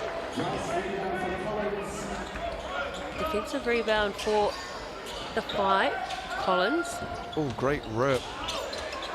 Oh, good defense too. Look at him flexing, Mark. That's what we're talking about. And that was a great reject there, and he just outstrengthened them there, and we'll have a timeout to the airs to stop the bleeding. Just stretch it out to 12. But Xander Masters, you see on the screen there, number 8, product of Rotorua boys. Great start to this season. It's a low-scoring game, this one. I mean, 15 minutes of basketball for the Airs. They're only on 20 points. Yeah, and again, not to harp on it, but you're talking about Ruben Terangi had 35 game one. I think Xavier Green was in the 30s and a heavy usage kind of player for that group, and they're missing them. So we're kind of talking about slightly altered rosters and having guys step up. And I think right now, if you can see the difference with this 12 points, the Whai have got 2 or 3 brothers that are stepping up and contributing, and Taranaki just struggling to find those extras behind Tani and Cook right now. Xander's got 9 and 4. That's massive. And again, you're talking about the Airs. I mean, Jones has the most with 5, as well as Dani Samuel on 5, Tompkins and Bailey on 4. They're doing a great job just across the board, the Whai, of getting in there and gang rebounding as well.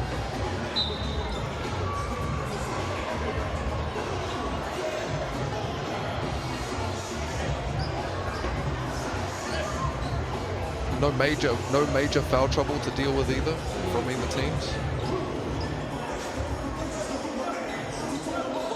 0 from 9 at the 3-point line for the Airs. 9 from 18 inside the perimeter. Still similar to the Rapid League game where they got slaughtered on the glass. 21-11 rebounding advantage to the Whai right now. But you're talking about 10 extra possessions. The only place they've really shot themselves in the foot in regards to positions is turnover 6. It's a little bit too high. Well, it's way too high, to be honest with you. 4 minutes left in the half. I'm sure Coach Lacey's had a quarter all with them about that. The Airs do have the size advantage when you're talking about height and stature. And you've got someone like Samuel. Yes, the Whai do have Tata, but when you've got 2 big men like Samuel and Jones, you expect them to go to work a little bit more in the paint, because points in the paint are even right now, and I just feel like it's somewhere that the Airs could get some ascendancy. It's a great point, and I think in regards to that, the Whai are combating that size with pace, and that's where a lot of those paint scores are coming from. They're in transition, whereas Taranaki, their paint scores are more like 2-3 dribbles off a post-up. Taranaki's got a lot of transition points, which obviously finish with you in the paint, so they're using that pace and just playing quicker right now.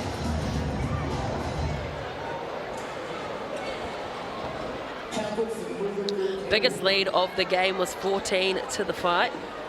They're at 12 right now, so the Airs need to start scoring, but also get some more stops, some turnovers. I'm surprised, right? Like the total of 5 had 6 turnovers, but it's not reflecting on the scoreboard.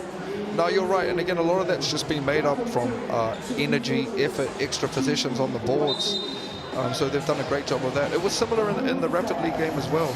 And they jumped out to a significant lead here, so that's helped them a lot. You see young Jet Thompson will get some valuable burn for them here along with Dion Collins. Slip in with these other 3 brothers that started. Xavier Adam, again, they're opting to use him at the end of the quarter for Taranaki.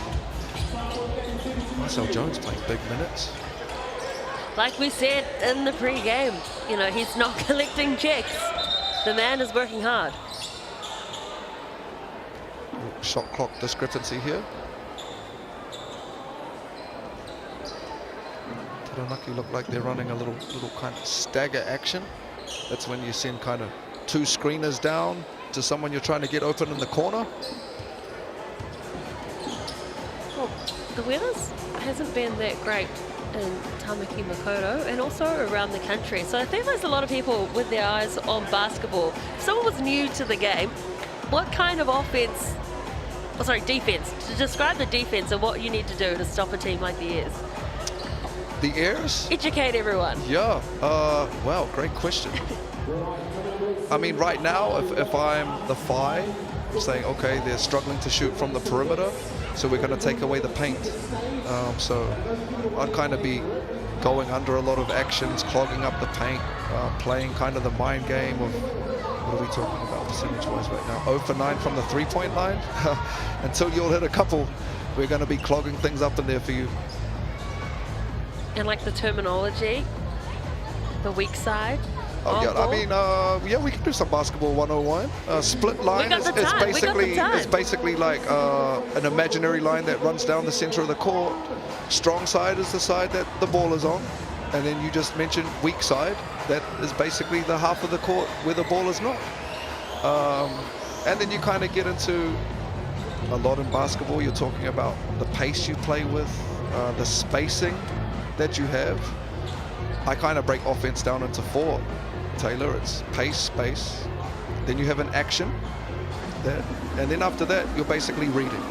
And we call that dominoes, right? So the action, if you're talking about like a domino, the action is what gets the first domino falling.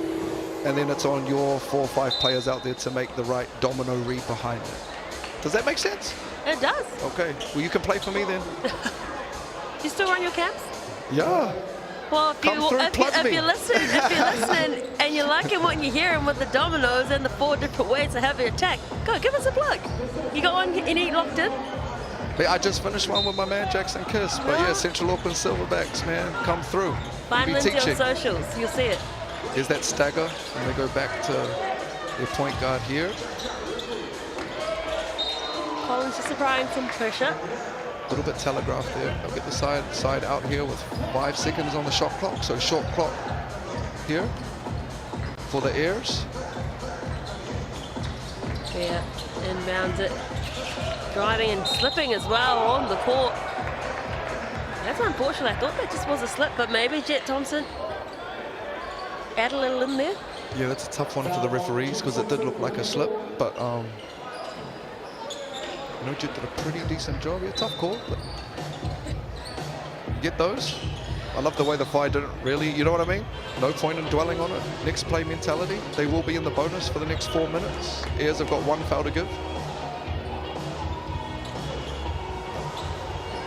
Adam at the Chemist Warehouse free throw line.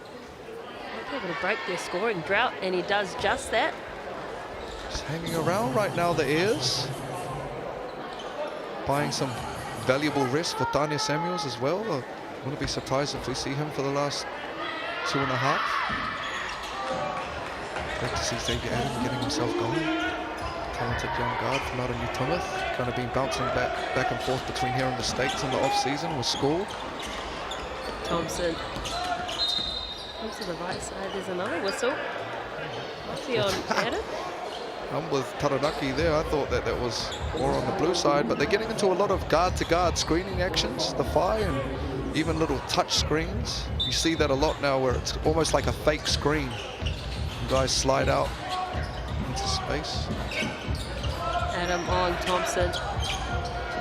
Marcel Jones has his 3 players on him. He needed to kick that out early. He did about a draw, but good hustle from Collins. Great hustle, first to the floor, gets rewarded. The shot clock beats them all. And Marcel Jones with the... if you watched enough basketball, you see what he did there. He goaltended it after the call. It's like, you'd never let the opposition see the ball go through the hoop. I know, I was thinking, they do that all the time in the NBA. No, that's like, that really is it, right, Taylor? Like, I mean, even if you hit a 3 in the ref's court, it'd still feel good. So, that's the game within the game. That's the mind games we're talking about. Yeah. I was thinking that. I was like, what's the weird? Yeah, no, that's exactly it. I mean, you see it all the time in the NBA. Someone like Steph throw one up there, they are not letting him see that thing go through and feel good. Shout out to all the brothers on the towels. That's where I started my kaupapa in this hoops thing. Down there, they get to see that real live bump. Shout out to everybody around there picking up a towel and wiping up the sweat, man. Love. Just all the volunteers that are involved in basketball. Can't do it without you all. Not in a country like Aotearoa. We appreciate you.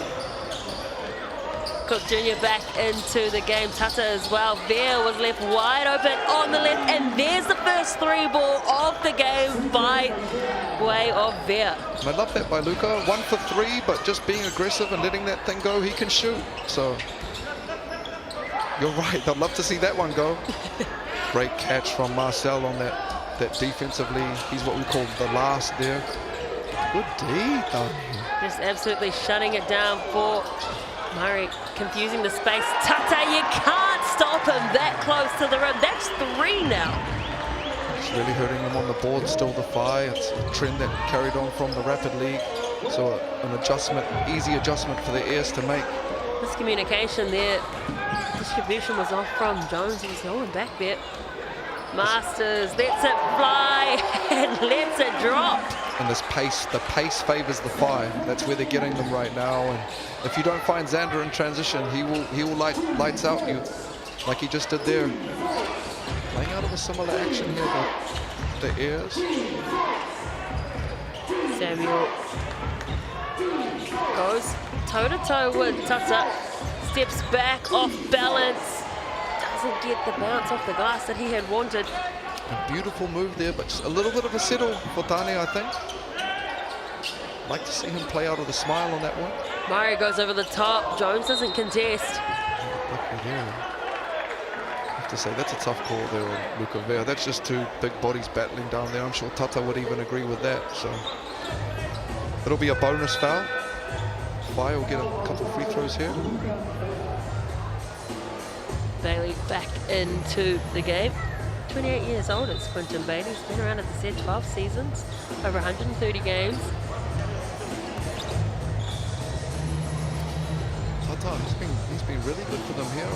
Real active on the glass, getting into the dunker spot, finishing, 8 points, 4 boards, a couple free throws. There's a luxury when the big man can knock down his free throws. It's actually been a rarity in the first 2 rounds of the South NBL. We've been seeing some percentages in the 40s and 30s at the free throw line, and that one teased us but dropped down. And you see that Quinton Bailey, you're actually legally allowed to tap those off the ring. You could see him kind of waving to the bench there. But it's not the NBA and FIBA, you're allowed to hit those off the ring, so look for a little bit of that. There, tried to accelerate down the left, but it was shut down by Murray Cook Jr. as Bailey popped away. 3 seconds left on the shot clock there. Had success there just before, couldn't get it, and again another board for the Whai. Just a little bit clunky offensively right now for the Airs, getting bogged down a little bit. Beautiful punch screen and roll from Tata. Masters calls Tata back out for the screen, looking for the roll. Get it, and we'll get a foul though. And we're in the bonus. Might have just been a little bit of a fatigue foul on Tane there, just hands in. And kind of danger signs. 15-16 here, they can stretch the lead to for the Whai, just quietly extending this lead.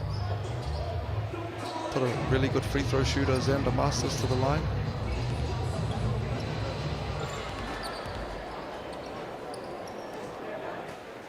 Xander already 12, 6, and 2. Nicholas Tata with 10 and 4. 13. Both teams in the bonus to finish this quarter. Just over a minute left. Great execution and a shot from Masters. Cook Jr. Sit down the court. Great battle there from young Cole Hawkboy. Quinton Bailey. So they get a rare O-board to the Airs. An opportunity here to try and eat into that large Whai lead. Samuel gets the foul drawn on Tata. Great fight there, game within the game. You've seen Quinton Bailey and Cole Hawkboy. Cole just really working the young fella down there, battling, and love the way that the veteran Quinton Bailey kind of gave him a little slap on the back, like, see you, young fella. It's always a special moment when you make your debut. And even though it's not necessarily pretty, real effective, kind of having Tane playing downhill and closing that space on big Nick Tata, putting a bit of pressure on them.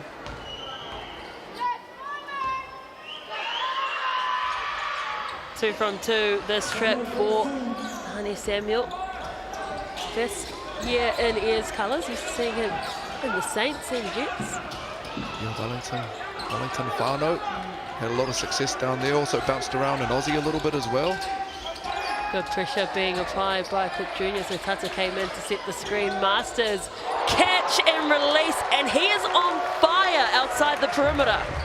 And they're just way too late on that last, on the weak side on Xander. He's just basically pulling into that open spot and getting wide open rhythm threes from the left-hand side of the court. They're gonna need to make that adjustment defensively and get on the boards, the Airs, in the second half to give themselves a chance. Last position here, Tane Murray. Like that aggression from Samuel beforehand, but he couldn't connect. 5 seconds left. Bazant nails it. And we're gonna let the time run out. That's Jaden right there, just getting right to the cup. 2-foot plant, beautiful little touch shot. Those are a lot more difficult than they look, those touch shots, without using the backboard. So beautiful play by Jaden Bazant. Half time, and the Tauranga Whai have gone on a scoring run. They lead the Airs 46 points to 27 at home, a 19-point game. Don't go anywhere, we will have all the halftime stats after this.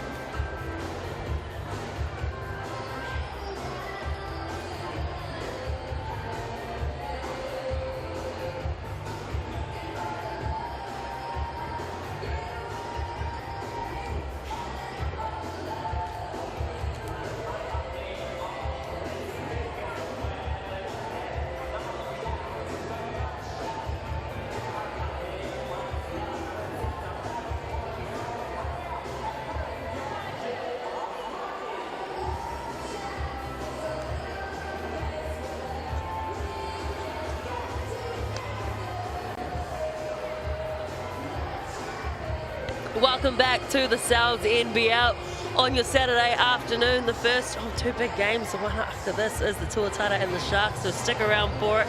I'm Taylor Johnson. Joining me is Lindsay Tate, and we are live and exclusive from Tauranga, the Queen Elizabeth Youth Centre.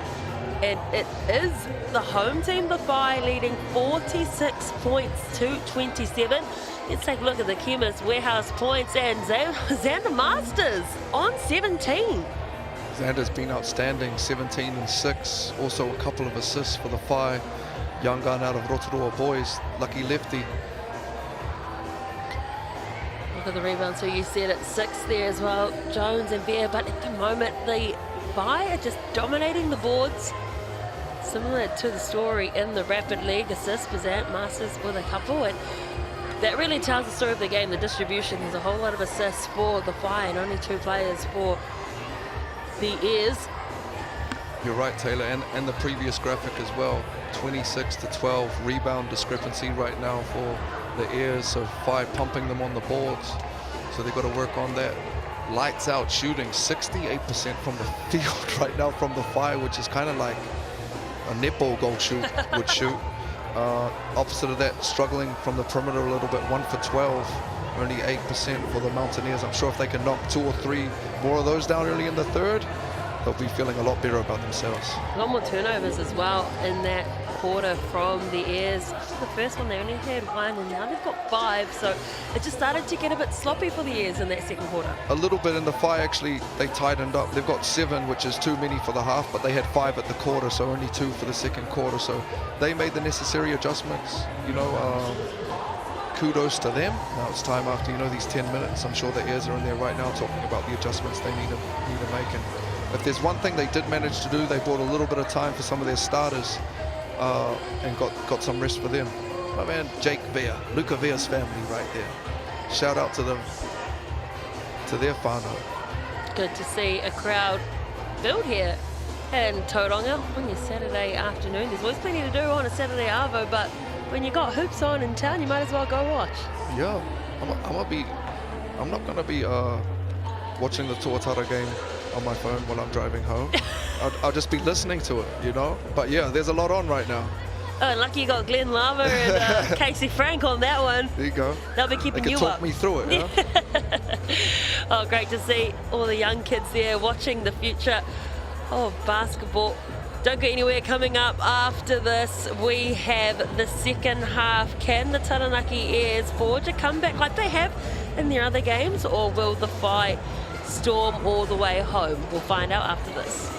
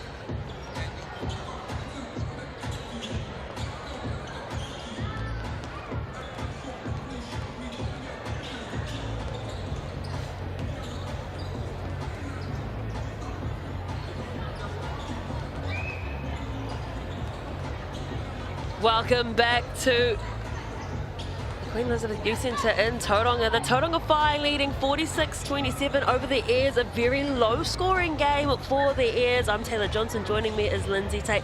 Lindsay, what is going wrong with the offense for the Airs? 27 points in 20 minutes of basketball. It's not pretty reading. Yeah, struggling from the perimeter right now to knock their shots down. Did generate some great looks. They were really effective when they got the ball inside out. Struggled a little bit when they were going kind of, I guess it's east-west instead of north-south on the court, you know, playing from sideline to sideline as opposed to attacking the baseline. Is when they kind of got bogged down a little bit. So look for them to go back inside in the second half and use that size advantage. And if you are the Whai, if you're Matt Lacey, what are you saying to your team to really just put the foot down? I'm kind of big on if it ain't broke, don't fix it. Like, we just going to go to the well until they make their adjustments, especially at this level. And then at the same time, you're kind of talking about your own personal standards, being consistently relentless and ruthless and making that your baseline, and no let up, basically. Let's hit first. Let's make them call the first timeout. Despite the scoreline and the Airs trailing by 19, people still believing in them. They're sitting at 48%. Yeah, and I mean, with the three-point line now, Taylor, if they do get hot, I mean, you can put 9, 12 points on the board in 4 shots. That's not uncommon, and they do that a lot at high level. The problem is when you're shooting 8% for the half, it's going to be hard to bridge that gap. But I would say that things can only go up if you're the Airs. Well, stranger things have happened. I mean, we have seen NZNBL games, particularly last season. I think there were teams that had 26-point leads and they still went on to lose the game, right? Anything can happen. Absolutely. So stay tuned in, and I'm sure that they're a very prideful group. The Airs, they'll make a run here. Well, remember the first game against the Jets? Looked like the Jets had that in control, and then the Airs said, "Don't forget about us." You're right. That's basketball. That's basketball. It's a game of runs. It's a game of mistakes, and it's a game of runs. That is a beautiful hairstyle right there. And before I forget, Taylor, if you're in Auckland City tomorrow, Tamaki Makoto, we all hurting right now. We lost our Kaumatua, Benny Anthony, a legend, huge part of the whakapapa of the game here in Aotearoa. Put on your best suit, put on your cheese cutter, pull up to the YMCA and pay your respects, and we'll all tangi together and connect and hold each other down. Small basketball community, but we lost a real special man. So if you're in the city, pull up and show your respects. What time? 10:30, YMCA Pitt Street, be there. Heard it from Lindsay Tate. I'm sure there'll be a lot of people there morning. Oh, miscommunication there from Veer. Just bounces straight into the hands of Murray. You could see the idea was to go to the post. Yeah. Just a little bit of a failed execution. Masters has been cooking tonight, sitting on 17 points. Fires that pass to Murray. Tata on Samuel. I like seeing this battle. Xavier Adam getting the start here in the second half for the Airs. Down quickly. The two big men are up high. You want to get them down low. Jones eventually finds his way down. Veer.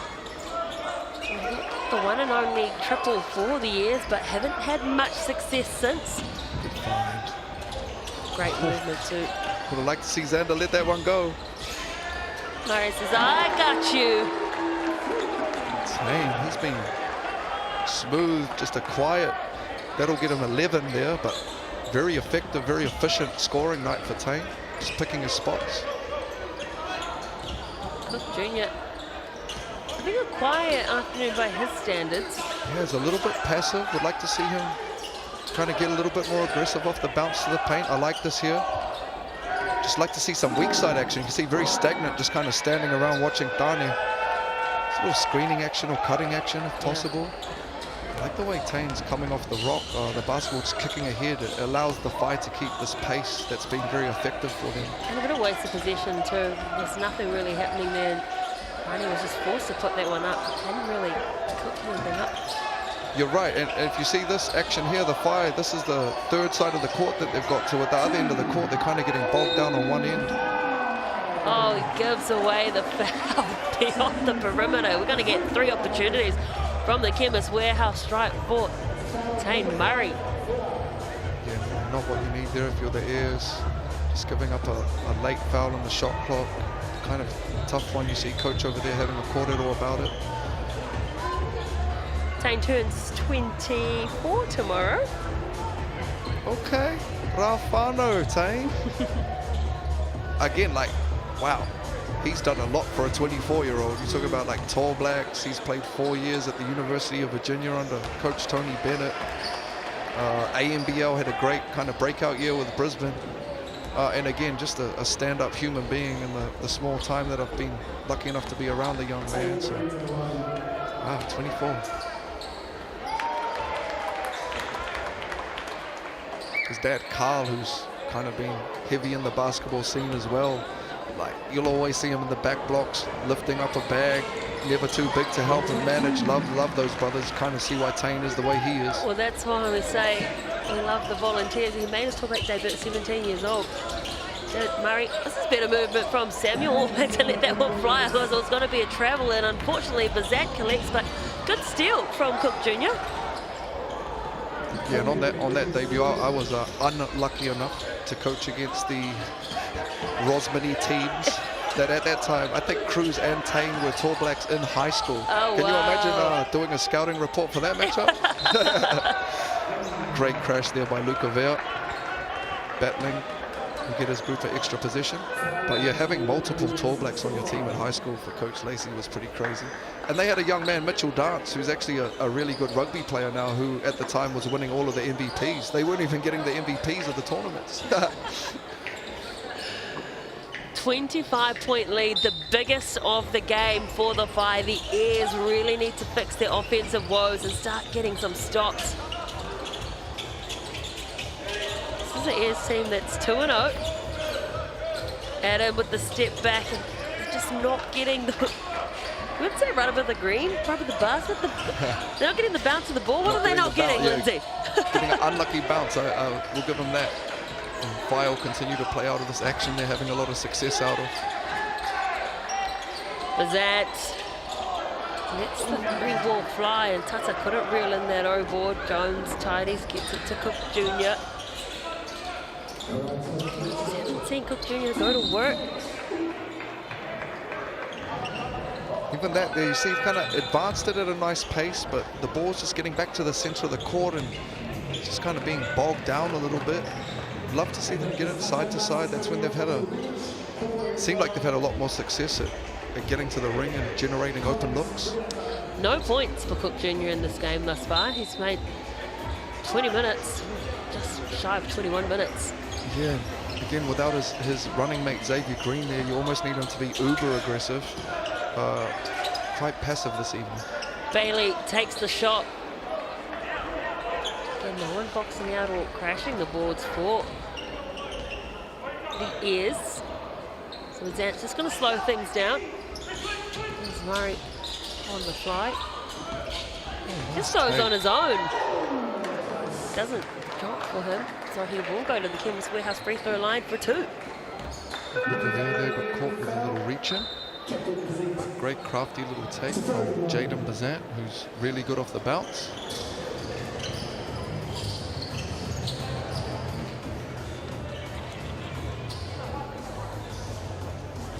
Bazat, 30 years old now. He still looks like he could be in high school. Bazat.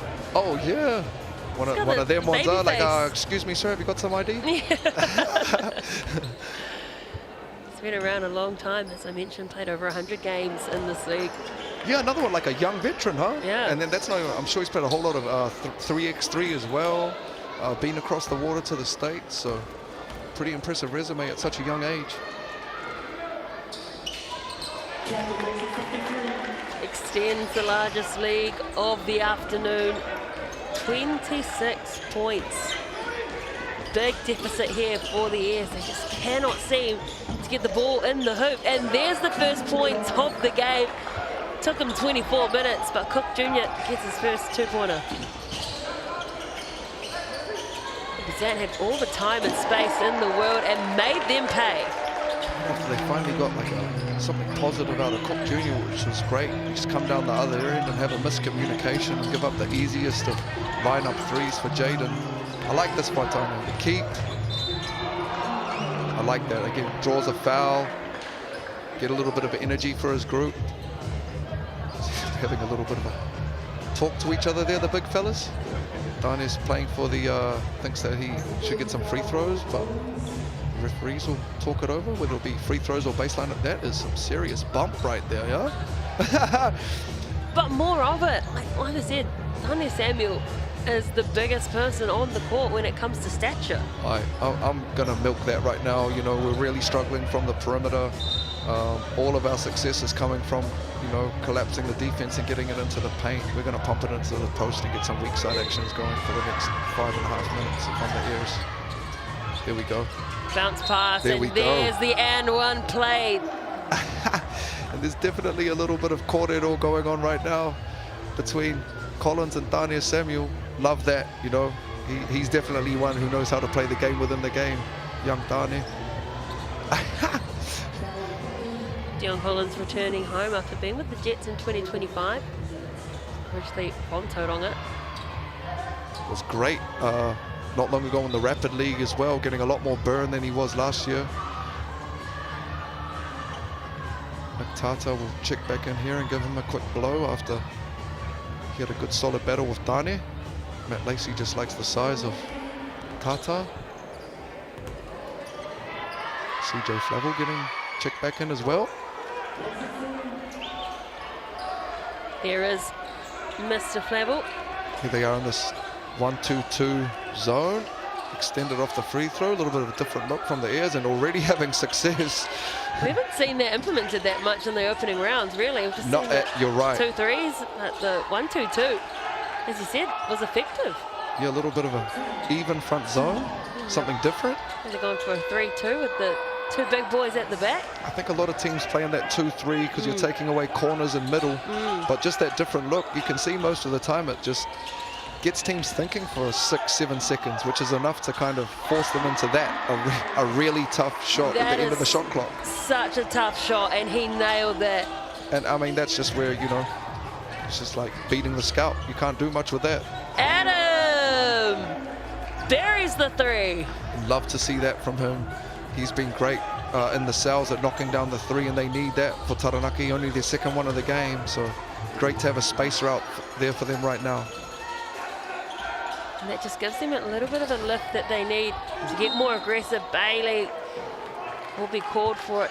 Whacking the ball out of the back of Tata's hands, must have collected him. And again, the Fire already in the bonus, so being aggressive defensively. Taranaki just got 3 right now for the quarter, so they'll have 1 to give.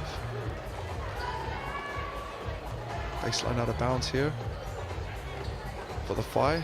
Xander Masters back in. See already, Tane's got 16, Nicholas Tata with 10, Jaden Bazant with 12.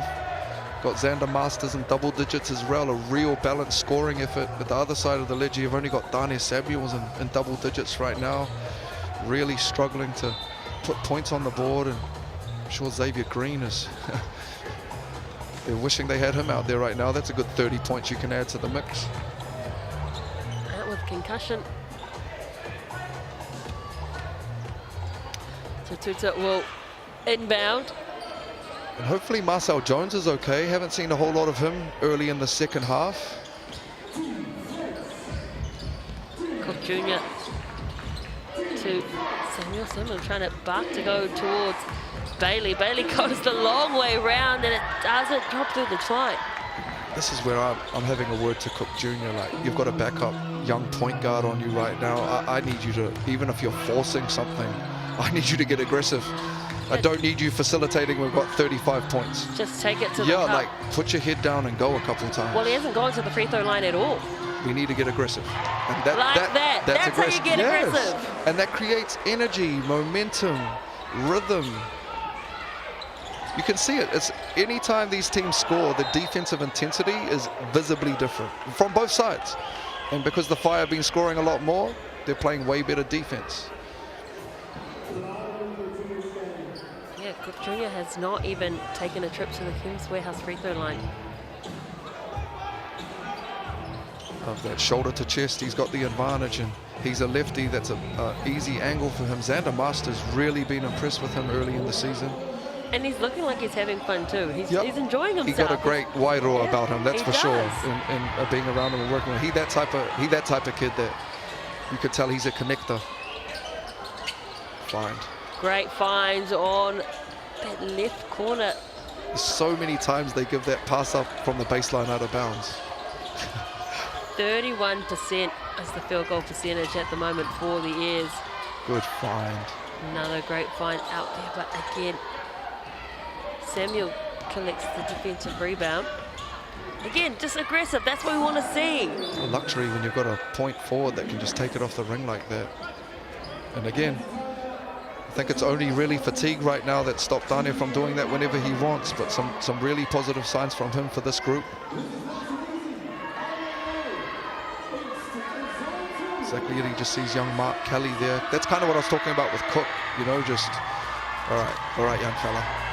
I'm a veteran and we're struggling, or I'm the import. I'm going to really get uber aggressive for the next 2-3 minutes and try shift this momentum. John White, how do they stop the Tauranga Whai offense? How do they stop it? How do they stop it? So if you're the Airs, if you're John White, what are you saying to stop the Tauranga Whai? I think they've been effective in extending their defense. You know, the problem with that is a lot of the time it's hard to extend off misses because you're playing in like a semi-trans pace, but off any make right now, I'm extending my defense. We're getting aggressive. We're giving them different looks out of that zone. I think they've been effective in short spurts of doing that, but most of the time they've kind of been falling back in the quarter court, relatively passive, which with the pace of the Fire has kind of played into their hands and a significant kind of advantage on the scoreboard. The most important question is, how do you fix the offense? Again, I think they're getting some great looks. We have to remember that their main scoring option is not available right now. But you could say the same thing about the Fire because Ruben Terangi is unavailable. So first thing is getting all your pieces back. They are generating some good looks. I love when they play off the post, but ultimately when you're shooting it at the percentage they're shooting it at from the perimeter, which is 2 for 16, it's going to be very difficult to beat anybody. So that was a long-winded way, Taylor, of saying they need to start making shots. You're a lyricist there, you know? But they will go to the zone here to end the third. I like it. It's just, you can tell they're not as comfortable as when they were just matching up, which is great for the Airs. There's that drive from Jet Thompson. It almost broke up that zone. That's a win if you're the Airs out of the timeout. Different look. We got to stop. Now it's just about building brick by brick. Need to score, get another stop, continue to build. Yeah, if you're the Airs, you're trying to win the next 3 minutes. Let's try cut into this lead, get it to like 15, you know.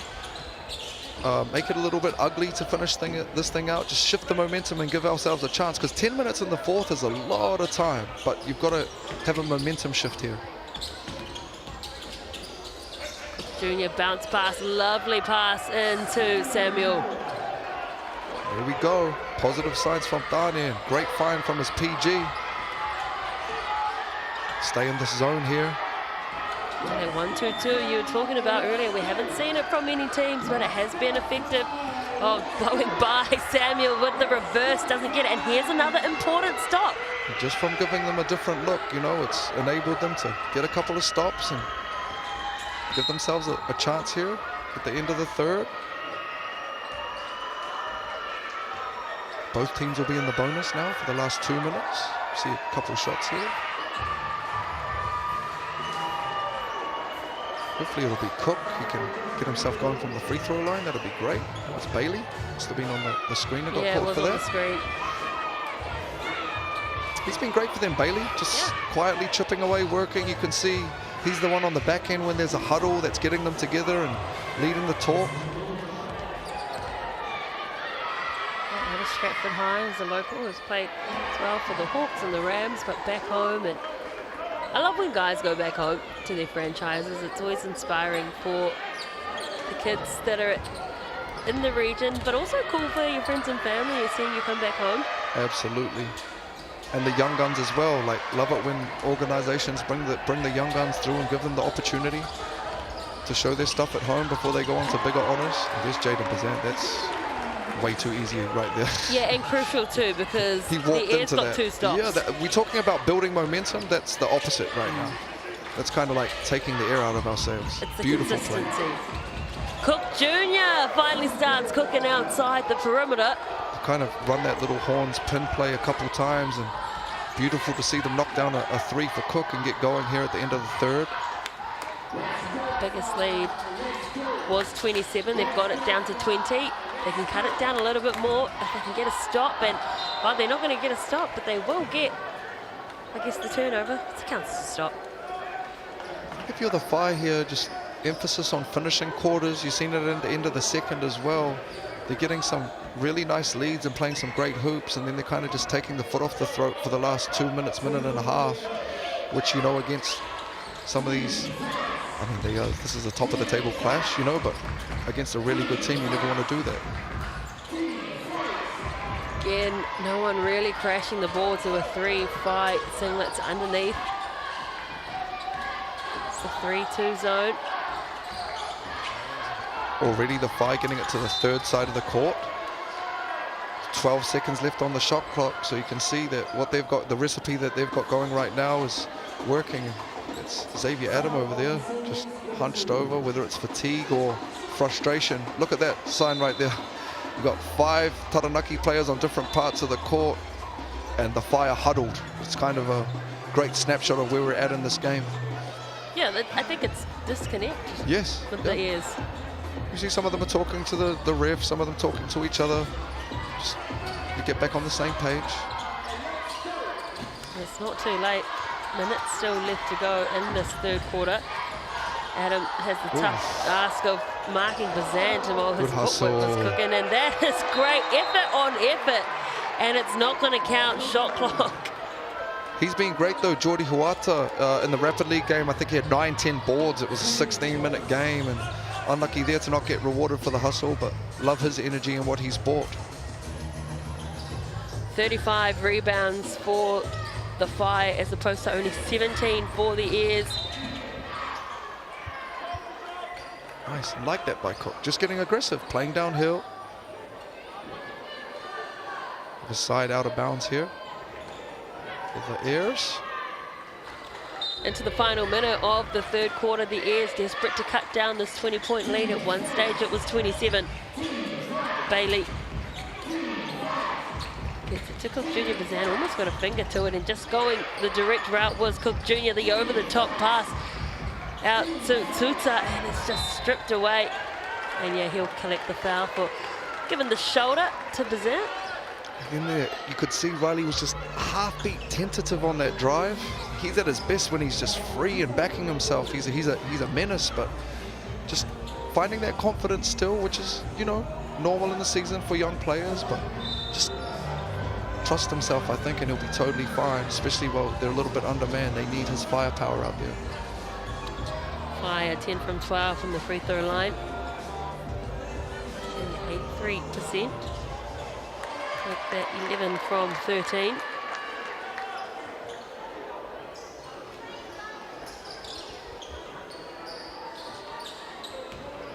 Fire have really been in the driver's seat from tip-off. They got up to a 10-goal lead. It was 10-0.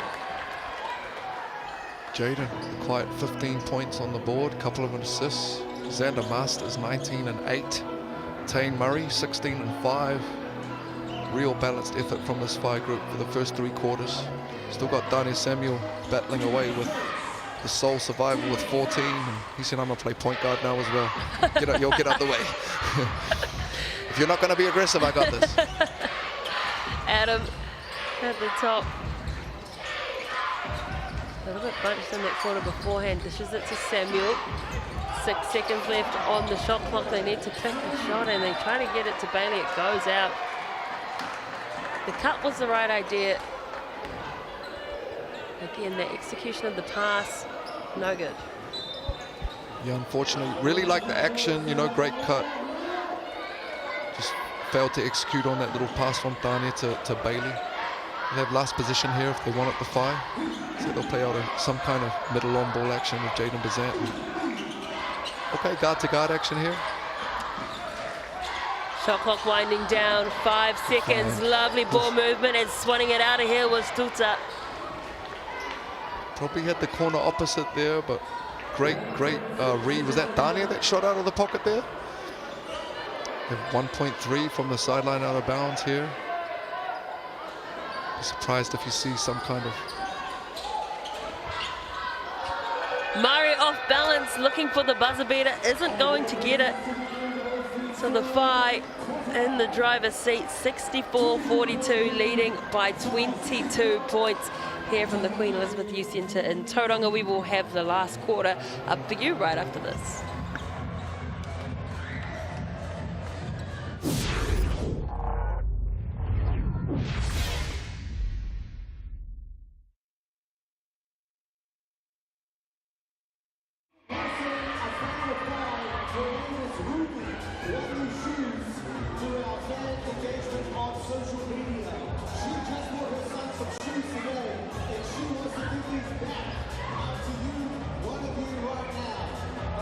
So this is nice and easy. Fan engagement on our social media. What I want you to do is jump on Instagram, make sure you're following Basketbol, and I want you to take a photo with you and your crew here at the game and share it to your stories on Instagram, and I will choose someone to win these brand new New Balance shoes valued at $189. Take a snap with your crew, follow your mom, your dad's phone, put it up on Instagram, tag by Basketbol, and these could be your shoes by the end of this game.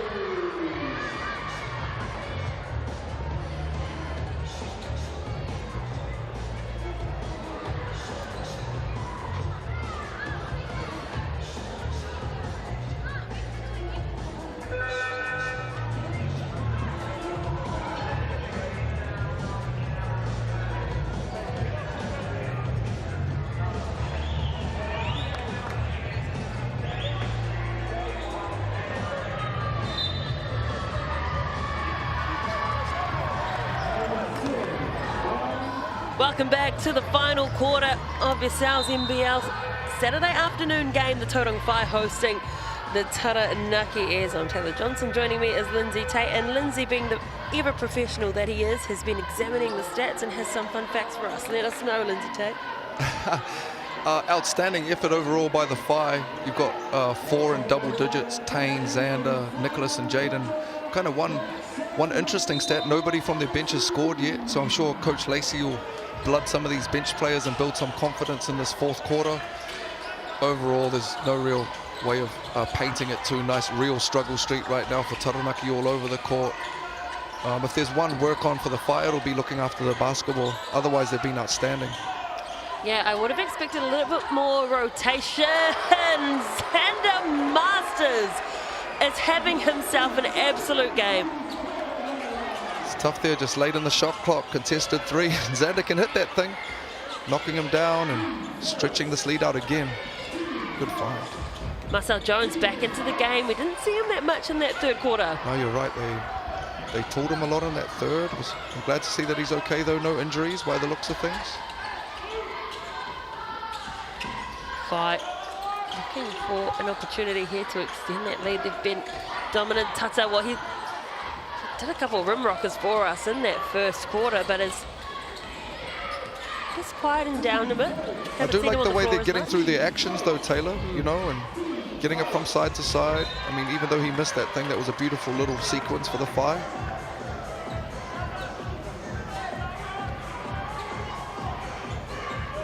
Again, here, if I'm the Airs, probably look at extending on those kind of dead ball scenarios and getting aggressive with it. They will play out of this zone though.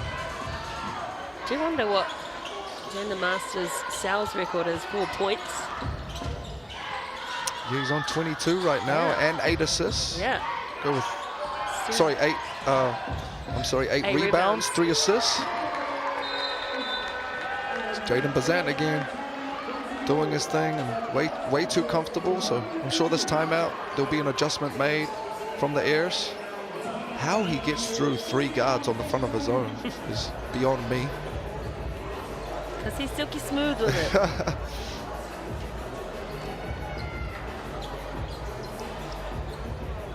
Big lead still, and it just continues to grow. We're back at 27. Is my maths right? Yes.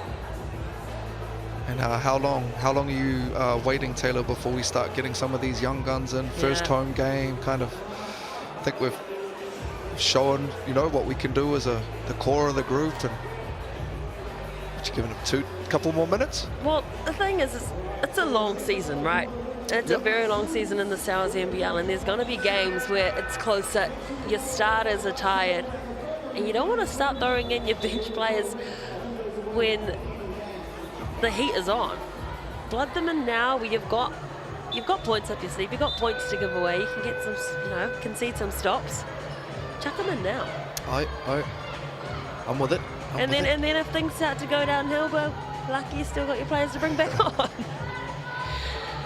Easier said than done, though, when you're not a coach, but you're a coach, so... No, that's the constant balance. It really is, you know, and at least at the high school level, you're constantly talking to the guys about getting minutes, of like basically leaving it out there so that you can get guys through. If you really care about your teammates, the best thing you can really do is play as hard as possible, so that when it's time to come out, they're ready to slot in. The Airs out of a timeout. That's better. It was great defense, though. That's when Adam is aggressive. He's awesome for this Mountaineers group. So hopefully we see more of that down the tail end of the season. Yeah, they're a lot quicker out of the blocks too. Is that going back to this man-to-man here? The Airs. Just a half beat late there, Marcel. Again, that man there on the weak side, we often terminology call him last, because you're like the last line of defense. We generally want him to be really early on anything coming towards the charge circle, and just a half beat buried there late for Marcel.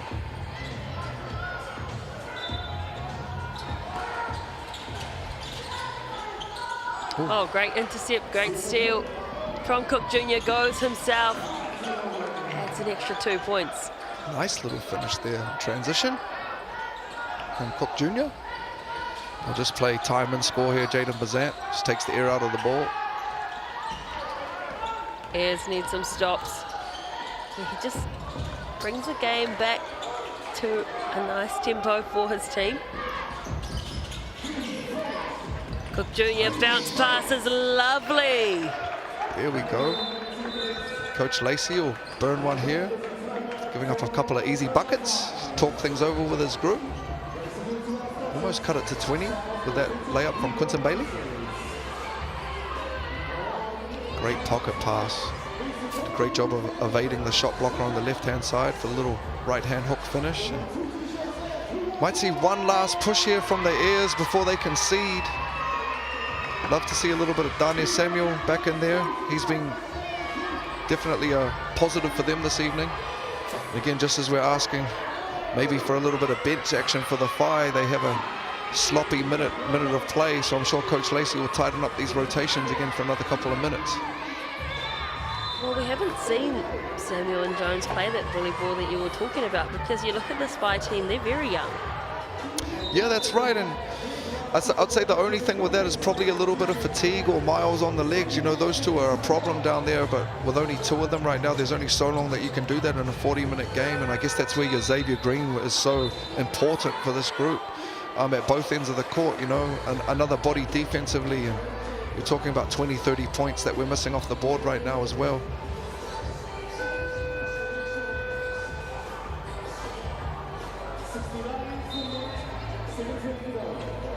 Haven't seen Luke Fair on the court for a while too. His neon yellow shoes. Back in this zone, look out of the timeout, just continuing to give them different looks, the Airs. Oh, great steal there from Tutu, just whacked it straight clean out of the hands. Jones plants, drives, thinks about kicking it out, goes to the rim. And he will get a foul, so who got it? Chemist Warehouse strut, or was it on the floor trying to get the rebound? No. I think that was goaltending. I think he hit the ring there, so that'll count. Ain't nothing better than getting a goaltend call. 100%. You don't even have to put it in the ring and you get points. For the first time in a long time, we're back beneath 20 points. Back to a man-to-man defense here. So I love the way they're changing it up. Would just like to see them extend a little bit. You know, you're 19 down right now. Great cut. Oh, that was beautiful basketball. Simple basketball. Yeah, and the veteran Marcel Jones just lost vision of the corner and call that cutting the corner. Cole Hopoi. Easy lay for the young fella. Tuta's in the corner on the left screaming for it, but Cook Jr. says, I got us ourselves. It's exactly what Taranaki need from him to be aggressive. And just a little bit of miscommunication or late on that contest, and he punishes them. Slowly eating away at this big lead. The Airs, if they can conjure up a stop here. So Daniel Samuel over there ready to check in as well. Murray, he's been on and off. He has some really good moments, and then he goes quiet, goes and takes a seat on the bench. He's back into the game. Cook Jr. steps back deep too. Better accuracy from the Airs. Is it too little, too late?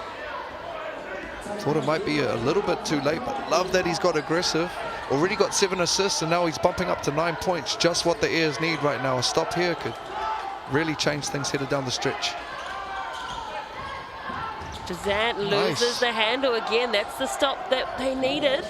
Riley Tuta doing a great job of being a nuisance up there with deflections and turning that into fast break opportunities. Tuta has been waiting in that corner for a couple of possessions now. Each time they're down, it doesn't connect. It's been a big hit if he got that one. Massive. And stops don't come very often, but again, they've got another turnover, and that's really hurt them. You can see just by turning up that defensive intensity, though, the Airs have given themselves a shot. They've already cut it to 16 in a very short period, and young Xavier Adam was really good there. You could see he's calling for a sub. He's gassed. Timeout here.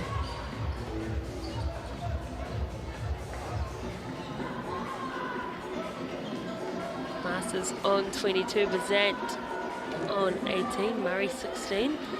Cook Jr. and Samuel the only ones in double points of the starters for the Airs. Still no bench points for the Whai. 13 for the Airs.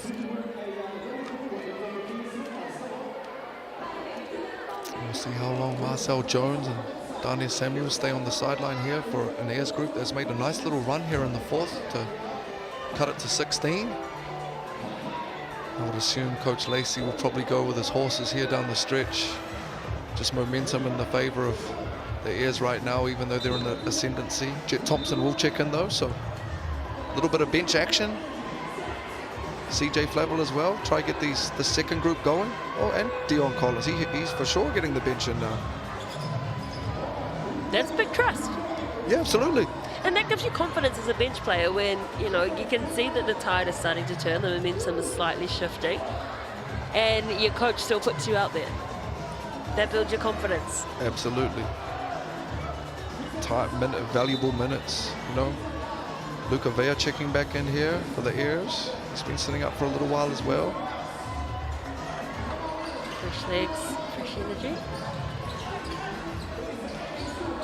Waiting out on that right corner. Oh, and that's not what the doctor ordered. A turnover out of the timeout. Great D by Jet Thompson, though. Again, that bench energy that we spoke about being injected by Coach Lacey. Bounce pass to young 18-year-old CJ Flavel. Good pressure up high.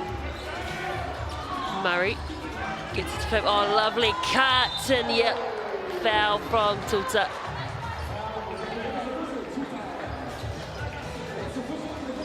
Lovely cut across. Take a look, creating the space. That is a beautiful pass too from CJ. He just threw it to where Collins has led him into that spot really, and great cut from Collins. So we'd love to see him get to 2 feet there, give himself an opportunity for the and one. He said, "Take that back, ref." Ref said, "No, you take it." 29-year-old Collins. Probably not your stereotypical looking shot, but very effective, Collins. He shot a great clip from the line today.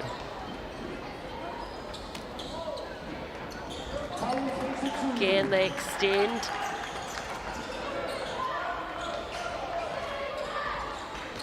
Cook Jr.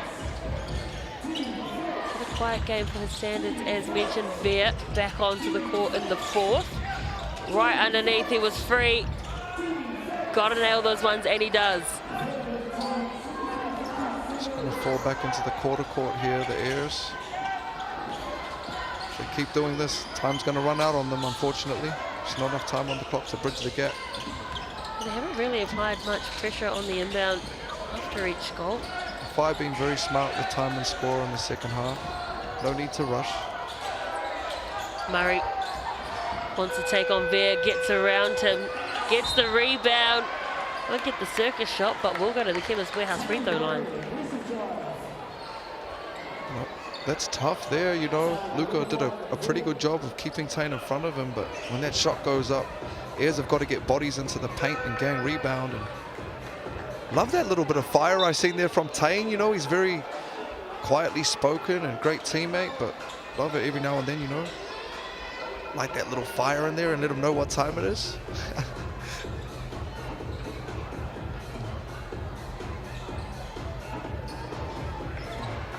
I think that was it for Luca Veer. He'll foul out. He had 9 points, 3 rebounds, admirable effort, chasing around this guy all night. You mentioned his collegiate career, 96 NCAA Div 1 games. That is nothing to be frowned upon. And there at a university in Virginia that has been a historical powerhouse. Jack Salt managed to win a championship when he was there. Samuel again deciding to take everyone on his shoulders and kind of doesn't let an accurate shot out. Well, it opened up for Jet Thompson. He just had to turn the other way. They'll just, again, time and score here for the Phi, doing a great job of getting late shots in the shot clock. Yeah, they want to soak up every single second on their shot clock. Collins continuing to be a pest on the boards. Him and Bailey having a great battle. Good D by Jet Thompson. Good Adam D. does well to get there, but you're right. Thompson just not letting him through. Sliding those puppies. Bailey has young Hopoi on him. Yeah, and good D from the young fella as well, forcing him into a tough little hook. Down there just a half beat late on that show there, and Tane will pick up the foul. It'll be the 4th team foul for the Airs, who will be in the bonus for the last 3 minutes. The Phi yet to concede a foul this quarter. Nakatata will check back in for Dion Collins, who was really solid off the bench. 3 minutes exactly left on the clock. Don't forget we have another big game coming up after this. It is the Tuatara and the Sharks. The Sharks will be upset.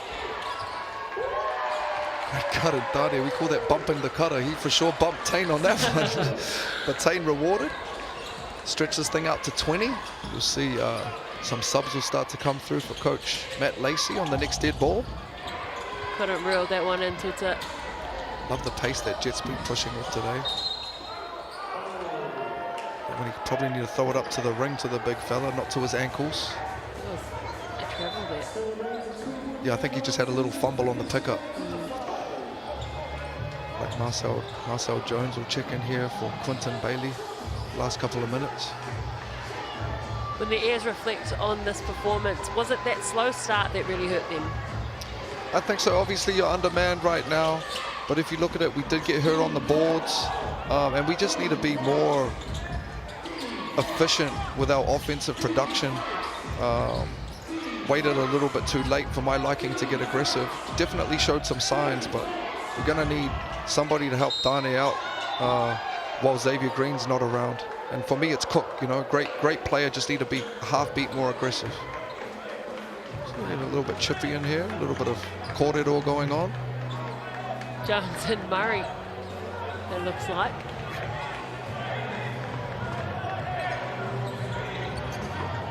Again, the game within the game. I love it. See my man Cook out there getting aggressive now. All right.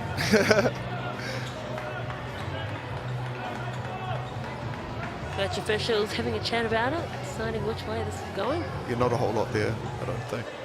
Just a good battle. Okay. Oh, yeah. And again, I like that by Tane, you know. I think the aesthetic is that, and it is. Tane's a nice guy, but like he's a warrior too. You know what I mean? He's gonna go out there and battle. And there's nothing in that. Just two guys competing. Not to be that guy, but back in my day, this wouldn't even be a court at all, yo. Like, what's up? There was a little. What do you call that? Like a little. That was like my two sons in the room when I catch them. Like, I don't even know that's why my we're having a chat iPad. about this. He ate all my Skittles. Like, there's not a whole. Okay, okay, okay, so no, we that's had a fair. I different didn't see angle. that Okay, angle. yeah. No, that's fair game. Like, Yeah, Marcel grabbed his neck. Yeah, I could see how Tane got frustrated on that. Yeah. There'd be some pulling, there'd be some grabbing. No, that was that was a choke.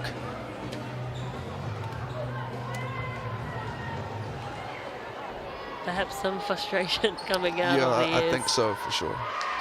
And I don't think, Marcel not that type of guy. A little bit of frustration. Maybe he went for a shoulder grab and it slipped, kind of slipped up. We'll go with that. No malice. Well, the Airs, they came into this with 2 wins in the fight. They'll leave here undefeated, and they will be dishing the Airs their first loss of the season. Got to feel pretty good about themselves coming back home. You know that you've got one of the better players in the country still to add to your group, and Ruben Terangi had some great contributions across the board.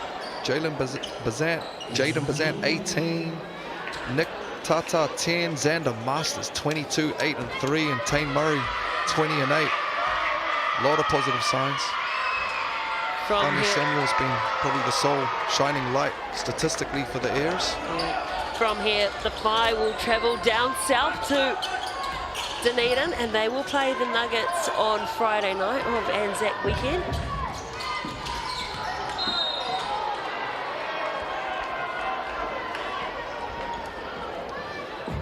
Lindsay Tate, I'm giving you the hot seat for who is our MVP of the game. It's getting chirpy again, and I think one of our MVPs is chirping up.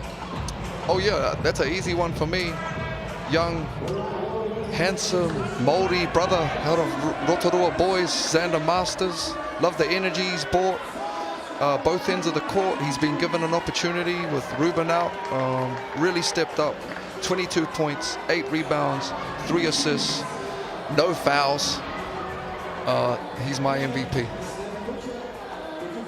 He said, I'm gonna get you 25 over here, LT. Come on, young fella. It is hard to argue with the numbers. The numbers do not lie. Masters well and truly deserving of the MVP of this game. And you know, I got to give a shout out to Tane as well. He put 22 on the board with 8 rebounds. He's right in line for that MVP as well, but young fella gets the nod today.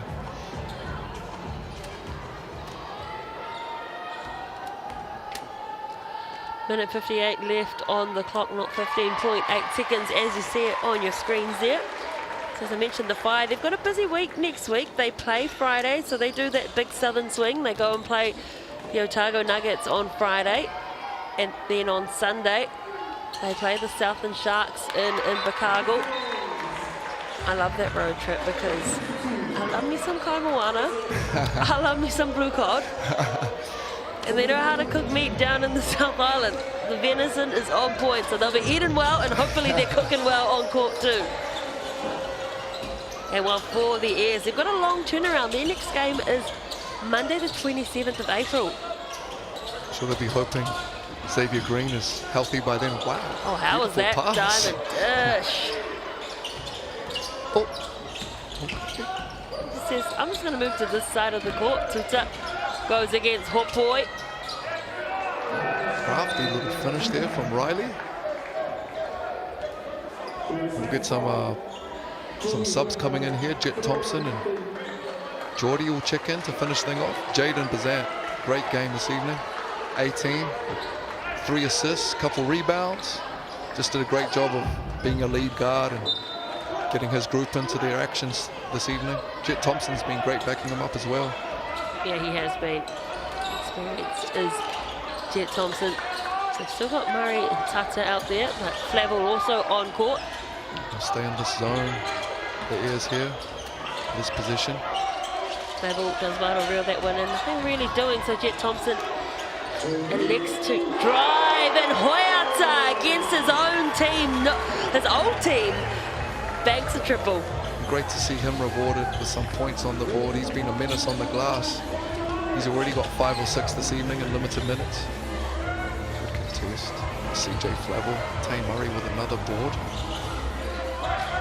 He's got 9 now. Yeah, he's close to a double-double. He's got 45 seconds to get another. Jet Thompson just drives, tries to find a lane, doesn't get it, and it's come off his knee. That was a great take. He just was a little bit sloppy on the pickup. Needs to get that thing to his chin. 2 games left in the round. The Tuatara host the Sharks. Coverage starts at 6:30 with your Rapid League game. Here's a BNZ player timeout. The first one that we've had in this game, and probably because it hasn't been a contest from the start. Usually you use it when you want to go into the half and into full time and conjure up a play that keeps you back in it. Thanks to BNZ, there are 5,000 tickets to give away to school groups, sports groups and community groups to come along and see an NBL game. There's games everywhere from Event Finder Stadium all the way down to ILT Stadium in Invercargill. Scan the QR code on screen, fill out your group details and grab your tickets to the big game thanks to BNZ. And there's some fantastic players playing in the Sal's NBL, and you got to see it in person to believe just how athletic they are. So sign up for those tickets. Jones, where has that been all game? They'll take it, you know, and all of these points add up again. Rapid League and points differential add up to teams' ability to make the playoffs, and it's been very important the last couple of years. So both teams will play this thing out right till the clock runs out. Never been a huge fan of the points differential thing. I prefer head-to-head, but if this is the rules of the league, we stacking up as much as possible every opportunity. I guess you're right. When it comes down to points differential, you don't get to see your bench players as often because you want to keep loading the points. Yeah, and it just kind of leads to scenarios where teams are up 40 and still trying to score. Flynn Rapson, he's been great out of Mount Maunganui College. Yeah. Recently won the secondary schools 3-on-3 championship down there. Little smile. What a moment. Check into the South NBL. Give me the ball. I'll shoot a 3. Don't you worry about it. And I love how happy his teammates are for him. Oh yeah, anytime, you know, it's a great Rapid League, but anytime the young fellas check in late, get to break that cap and get on the board, it's a great sign. So well done, Flynn. One of many high schoolers who are in these squads, in fact across all the squads in the South NBL. Yeah, Mount Maunganui is actually really strong this year. Just Cole's father Dave coaches them, and they've got a squad over there, one to watch out for.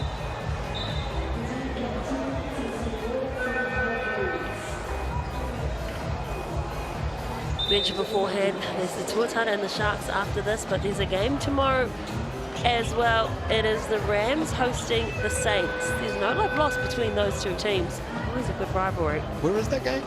It is in Christchurch. Okay.